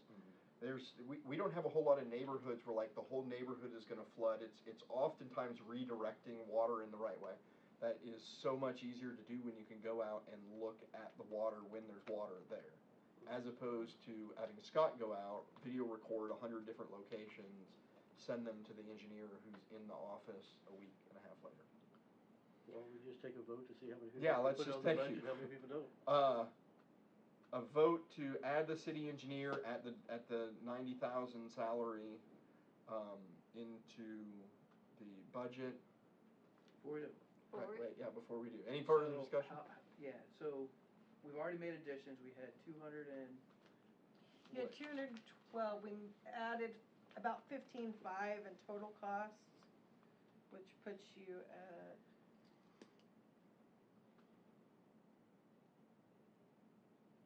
$196,971 right now. And we have, But that would also. and we have the issue still on the table, other than the lights for Lake Valencia, is the fire lieutenant position at a cost of 95. 95,832. 832. So was that gonna be one lieutenant and two firefighters? I 3 didn't know. lieutenants. That's- Okay, I thought that. It's I thought we 31 weren't- I thought we weren't doing any lieutenants. 31,944 per lieutenant. Correct. The cost difference. In the budget currently is 3 new firefighters. Right, No new lieutenants. right. The issue that we've been discussing is changing those 3 new firefighters to 3 new lieutenants. That cost is 95,832. But wouldn't about Completely half of that be missed saved that from one. overtime? Oh, not half, surely no. And the lieutenants do what that's different from a The firefighter? lieutenants are the drivers of the truck. So the breakdown of a company, and Chief Buford, if you're watching, I'm getting this wrong. You've got your line item firefighters, your line firefighters, that's the Front entry line. level, thank you, frontline firefighters, entry level position, in a fully staffed, apparatus company of 4 firefighters, 4 fire personnel. You'll have 2 firefighters. The next position up is the lieutenant, and they're the one that drives, the truck, and there's a few other duties that are above that of entry-level firefighter, and then you'll have your fire captain, who is the company commander, if you will, of that. I tell you where they all sit, in the vehicle. And so above that, you have your battalion chiefs and your chief level positions, and then your fire chief. So what do they do? No, yeah. They're the. Are they supervisory? They can work up or down. I think that was the I- difference between the two. Well, yes. they're kind of like the assistant manager. They can do the line work, or they can do one step up. They are, I don't think they're supervisor positions, but they can in the event of a captain being gone, so the senior person on a truck being gone, that lieutenant can move up and become the fire captain, and one of your firefighters can move up and become the lieutenant, and that's what reduces the amount of overtime. Because if you don't have that person that can become the captain, you have one person on an apparatus that can only be filled through overtime. Anyway, so those are the two issues, and you can't do both at current numbers fully and stay under 196, unless Liz has a magical calculator that just magically figures things out. Nope, that's 15,151 too much. That's 15,151 too much. Well, they probably can't dispute the need. The need is one thing, but the budgetary thing is quite another deal. That is for us to decide, can we or can we not take on that? And let me just hit this, and I'll finish off the last of the things that I think we've talked about. We're estimating $6,000 for lights on that fountain. There were lights there. The lights typically last 2.5 years. We think 6,000 is a high estimate. We couldn't get someone to give us a ballpark price while on the phone with them until they worked up a full quote. We're like, we just need a number for budget. They refused to give us one. 6,000 gets multicolored lights at Lake Woodsy. Those are the three things that I think are on the table for discussion.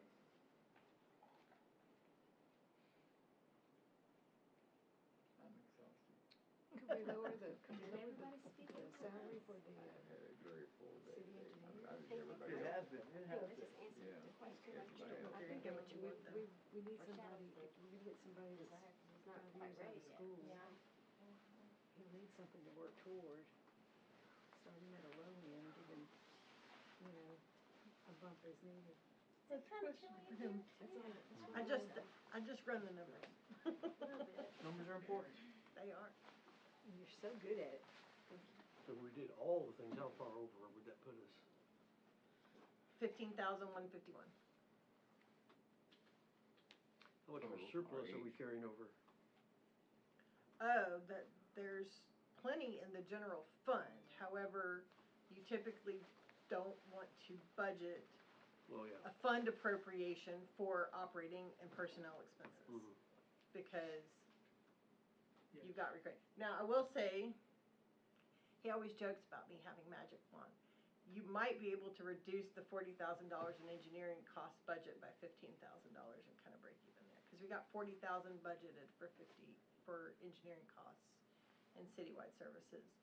And as he said, you probably expect to cut some of that back if you hire an engineer, If you not all of hire, it. we don't know when, we don't know how long. Right. So if you cut, you know, $16,000 out of that, you'd still have, is it 40,000? I mean, you'd still have over $25,000 So, that makes a lot of sense there. in engineering costs. That would be able to 'Cause accomplish I both didn't things. get the sense fire would be broken if they didn't get 3 lieutenants. Is it optimal? Yes, there's still an improvement, and we get a lot of short-term, or short to mid-term gain with that engineer.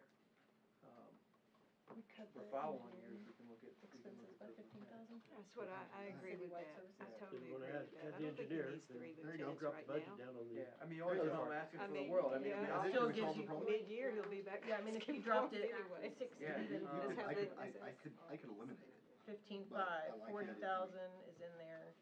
If you take it down 15,500, you still got 24,500 in engineering in the citywide services budget. Problem with And that, that's- without that's- having even someone thinking about hiring, you're kinda gambling on, With what? without even having, so we don't have anyone identified hire, you don't know I how don't have long it would positions. take, so we're like So Yeah, we here's, don't have, cutting. yeah, we don't here's have the a option budget. though. Based on if filling we a don't position. have, if we're not Well- able to hire someone though, then we could always come back with a reallocation budget. Yeah, so Move that we, salary back Resolution. over there. Yeah. if, so, the city engineering professional, we're projected for 2022 to only spend just shy of 23,000. Do you have some cities that you can talk to that use a personal private engineer and see how it works for them?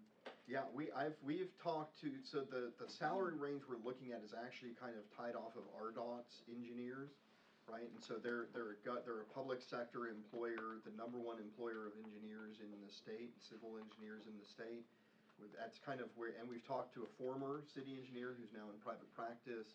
He says 70,000 will get you someone, but you're gonna have to, you're not gonna get everything you want because they're still just barely out of needing to be supervised. We obviously can't hire someone that needs to be supervised with But engineering are the cities supervision. finding it a benefit to have their own engineer and not an outside contractor or something? Correct. We were just using RDOT's salary ranges to kind of come up with what we, because you know RDOT's pretty particular about their salary ranges, their qualifications, their years in service, what they're able to do, what they're not able to do. We're looking in the $80,000 to $90,000 range. Anyways, my point with the professional engineering is we're only slated to spend $22,000 for 12 or $23,000 for 12 months this year. So even if we got the position added and it took 6 months to fill that position, to really flesh that position out, go through the hiring process, find the right person, get them started, to where they could take over all of those responsibilities, we're still in that, with the 15.5 that we cut out, we're still less significantly. The only way it would backfire is if you couldn't hire that city engineer all year. Or there was some abnormally high engineering needs. Yeah, so that would get us to where we can do all the things we want to do.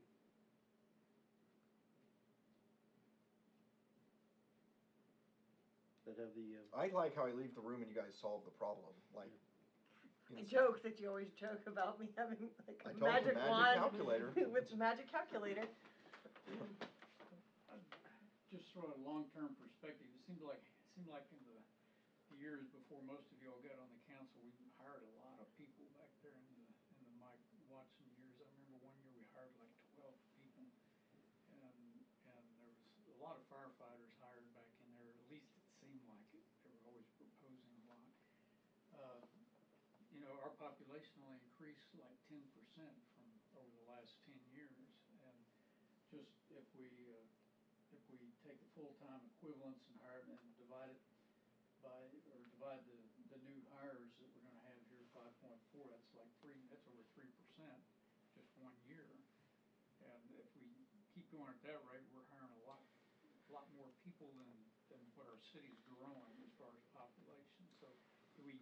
One of the reasons you're seeing a lot of requests for new positions, you're absolutely right. One of the reasons we're seeing an above average request for positions is because we held the belt so tight for the last several years that we didn't even really entertain those sort of notions, right?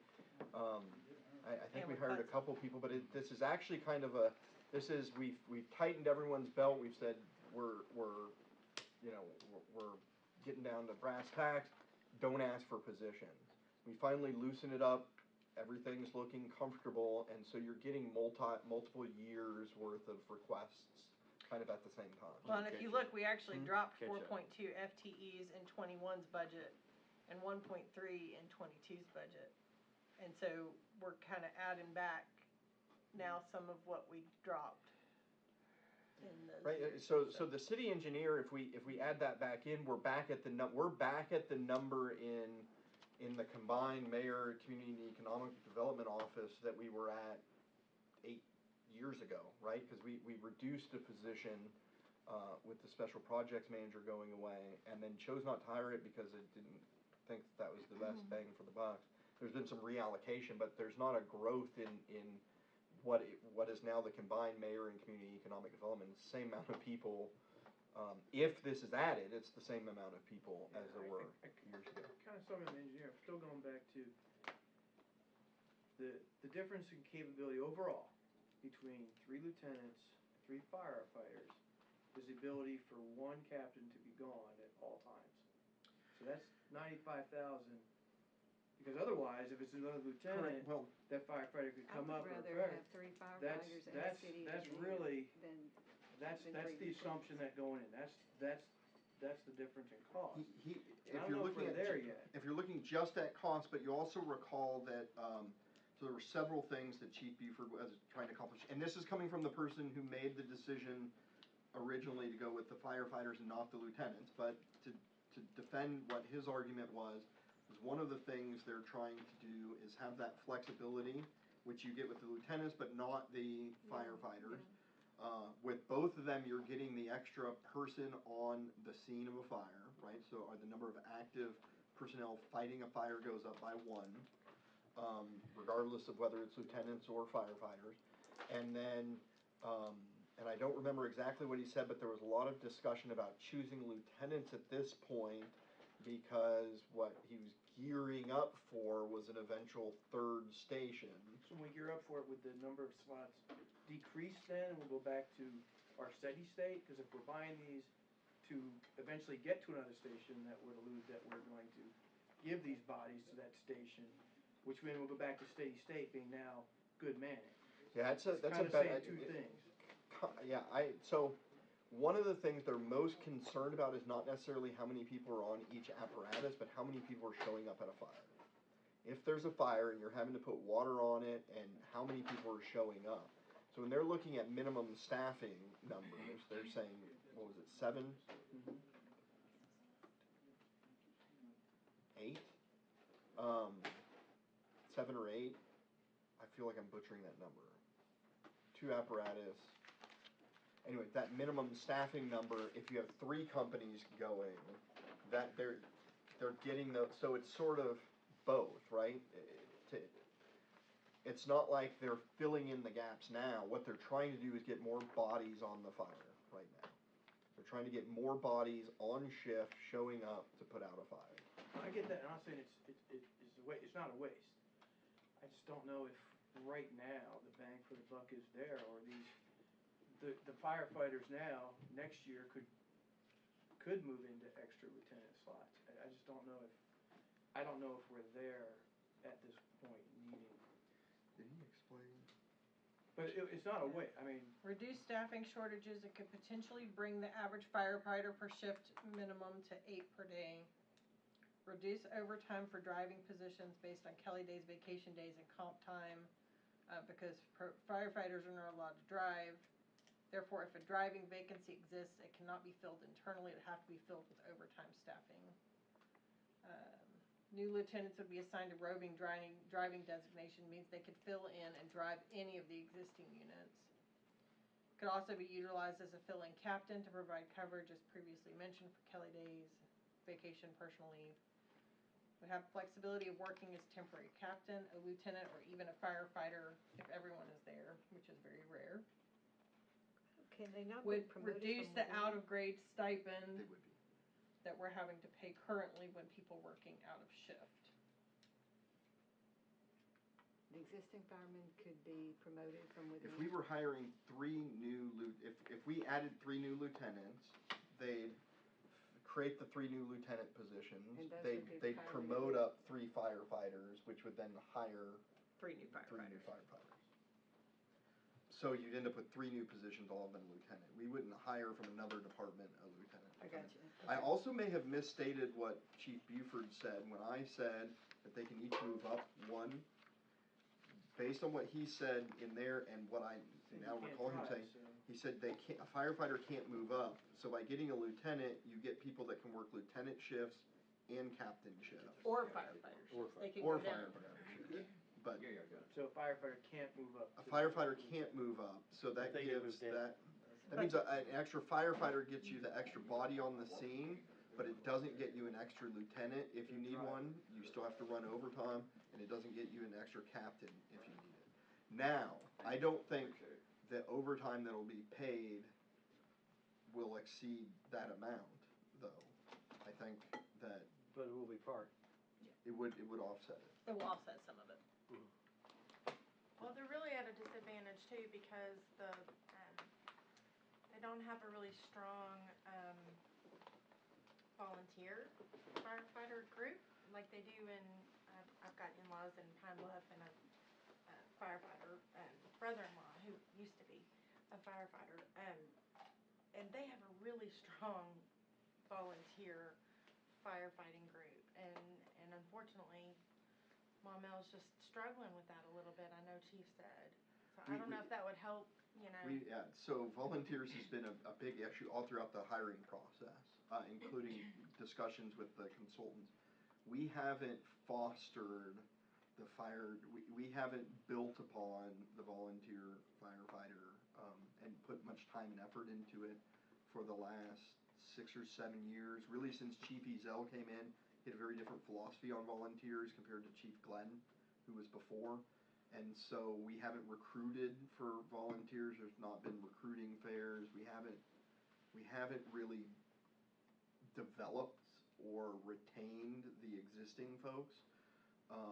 And it's still, I know Chief Buford said that he wants to increase it with some seasoned professionals. I think we're still going through the analysis if we want to push and develop the volunteer.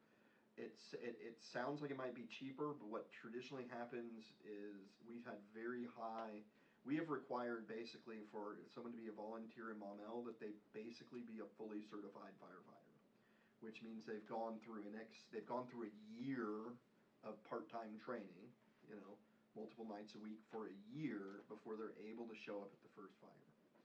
That is not a state requirement, that's just the standards that the city has had, as I understand it, for a long time. So we are trying to flesh through and work through a potential volunteer program that can help offset those numbers, because from what I can tell, and even when I was talking with the consultant, cities our size it's just going to be cost prohibitive to get that many firefighters on the scene to put out a fire without a really good neighboring agency who shows up like that, or without a robust volunteer firefighters turning out. Yeah, and so I mean, you hit what I think is really one of the big issues, and I assure you, it was involved in multiple phases of the interview process, from written questions to panel interview to my interview. Just trying to figure out what works for Maumelle with volunteers.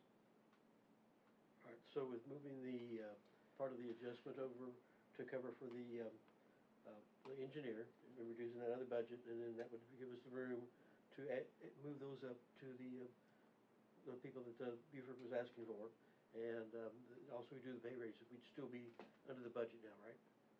Yes, if we reduce the citywide services engineering budget by 15.5, So leaving where it we at need to be. 24.5. Then you can get the engineer, or the city engineer and the fire lieutenants. Yes, and the all the raises increases that we you talked about. discussed. And yeah, and all that.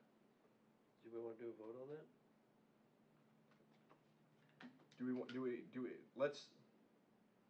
Okay, so does anyone have heartburn with adding them both? We still stay at the operational and personnel costs at or under revenue.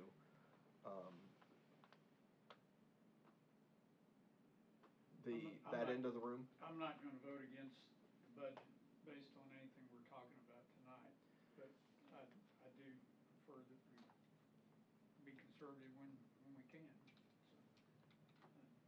so I lean in that way.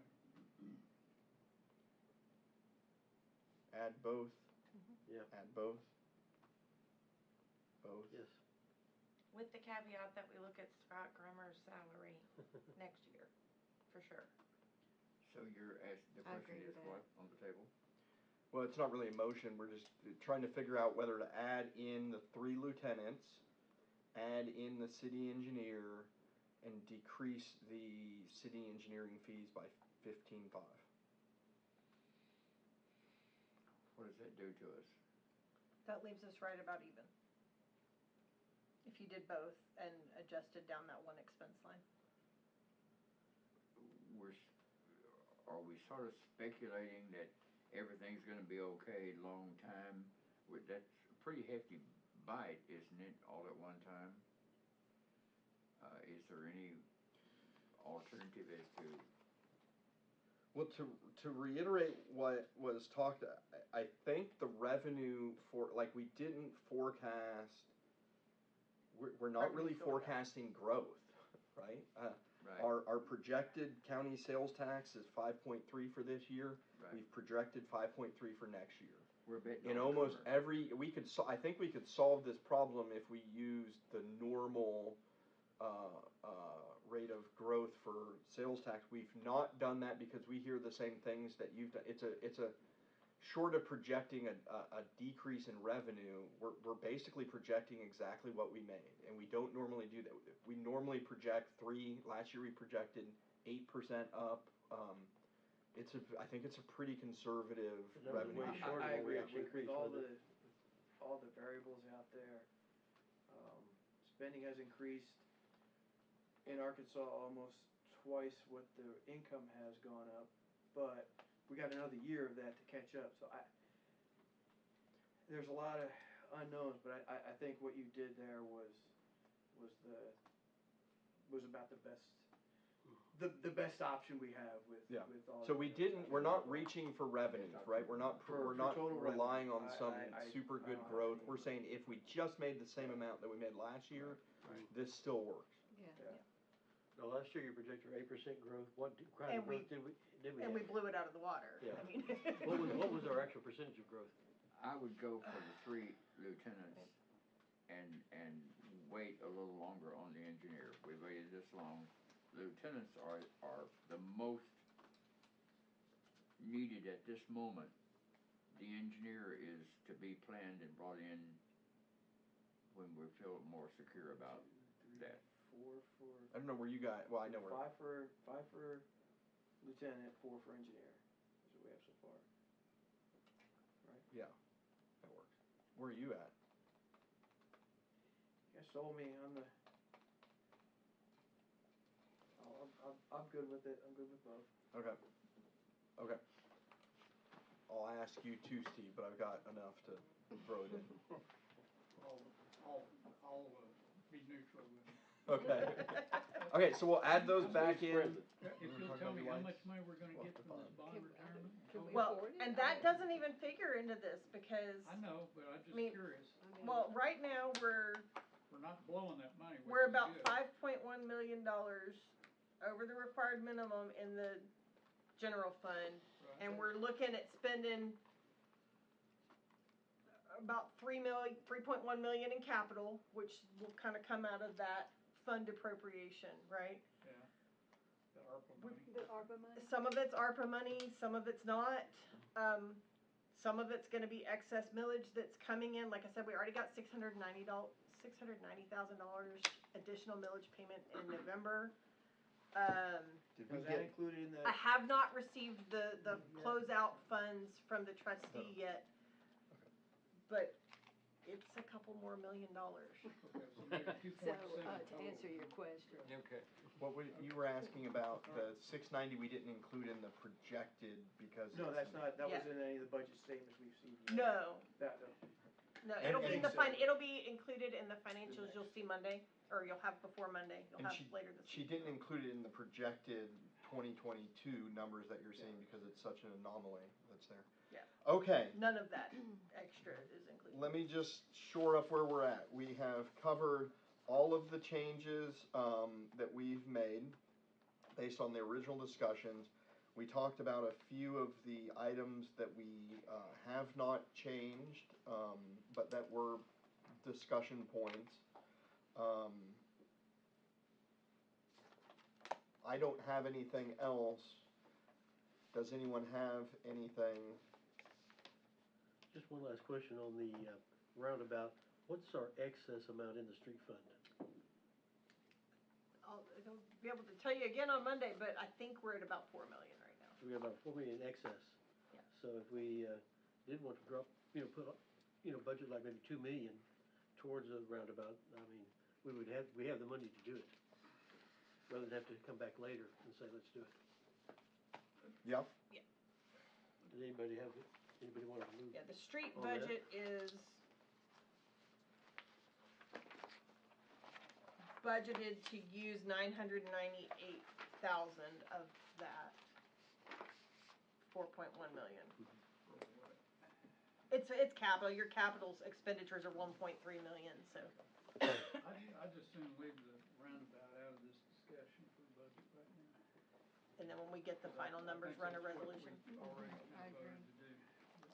But yes, the money's there in the funds Yeah, so we to got the cover money- the we've got the money resolution to do it, when we yeah. do it. Any estimate how long it would take to have a healthy estimate On the, on the roundabout?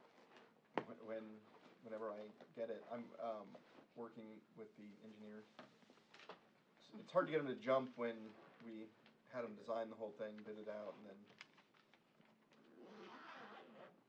No, it hasn't been that, I mean, it seems like a long time ago that What's it happened was brought up, since it then? wasn't that long ago. No. What's that? Is there anything else that anyone needed to discuss, add, change to the budget? We can't afford, we can't put the lights in there, or can we? You can do I would love to see the whatever. lights go. So, a little bit of heads up. So, Philip says those lights tend to last about 2.5 years on average. When they go out, they just leave them out, because of the work that has to be done, not only in the money, but in draining it, dredging out the lines. And they said turtles are the #1 culprit of the lines going bad. We haven't got a solid, I'll be honest, what he said was, based on Google research, because we couldn't get a quote, we talked to the manufacturer who won't give us a price, you have to talk to the dealer said, I can't give you a price till we give you a full workup. He's like, I just need a number for the budget. And they said, we're not gonna do that. So Google research comparable systems, he said, he guesses 3,000 to 4,000. I rounded up 50% from that, to get the 6,000. So we can add that. If we're trying to stay balanced, we have to find something that comes out.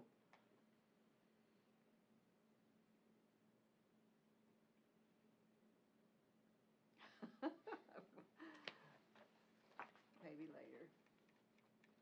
Maybe when revenues. Maybe when you actually get a quote, we make maybe Okay. a resolution. Okay. So you want them to go forward with a quote? Yes, please. There's Anything else? always the possibility too of, well, this is a question, not a statement. Could somebody sponsor something like that? Sure. We could raise some money for that. That'd I be think, easy to do. I think smaller things like that, we can always find sponsors for. And I think thinking about the residents, I would think that they would love to be able to see, you know, something very tangible that we're doing with our. You could name the light after the swan, maybe that. Yeah. Oh, Steve. You could. Everybody's funds would come flying. You could. You're Swan done. lights. You're done. Steve's going by. Anything else? I- Will? Yes, just sir. One final, in the 10 years I've been alderman, I've seen the city improve in department heads and in the mayor position. And, you're a much better mayor Money than we've manager. had in the 10 years I've been here. You've done good on the budget deal, you've done good hiring people, and you've done well, so thank you. That's all I gotta say. I am not nearly as good at some of the project management and catching some of the engineering stuff as my predecessor. And then we just had a little bit different philosophy with the budget, but thank you nonetheless.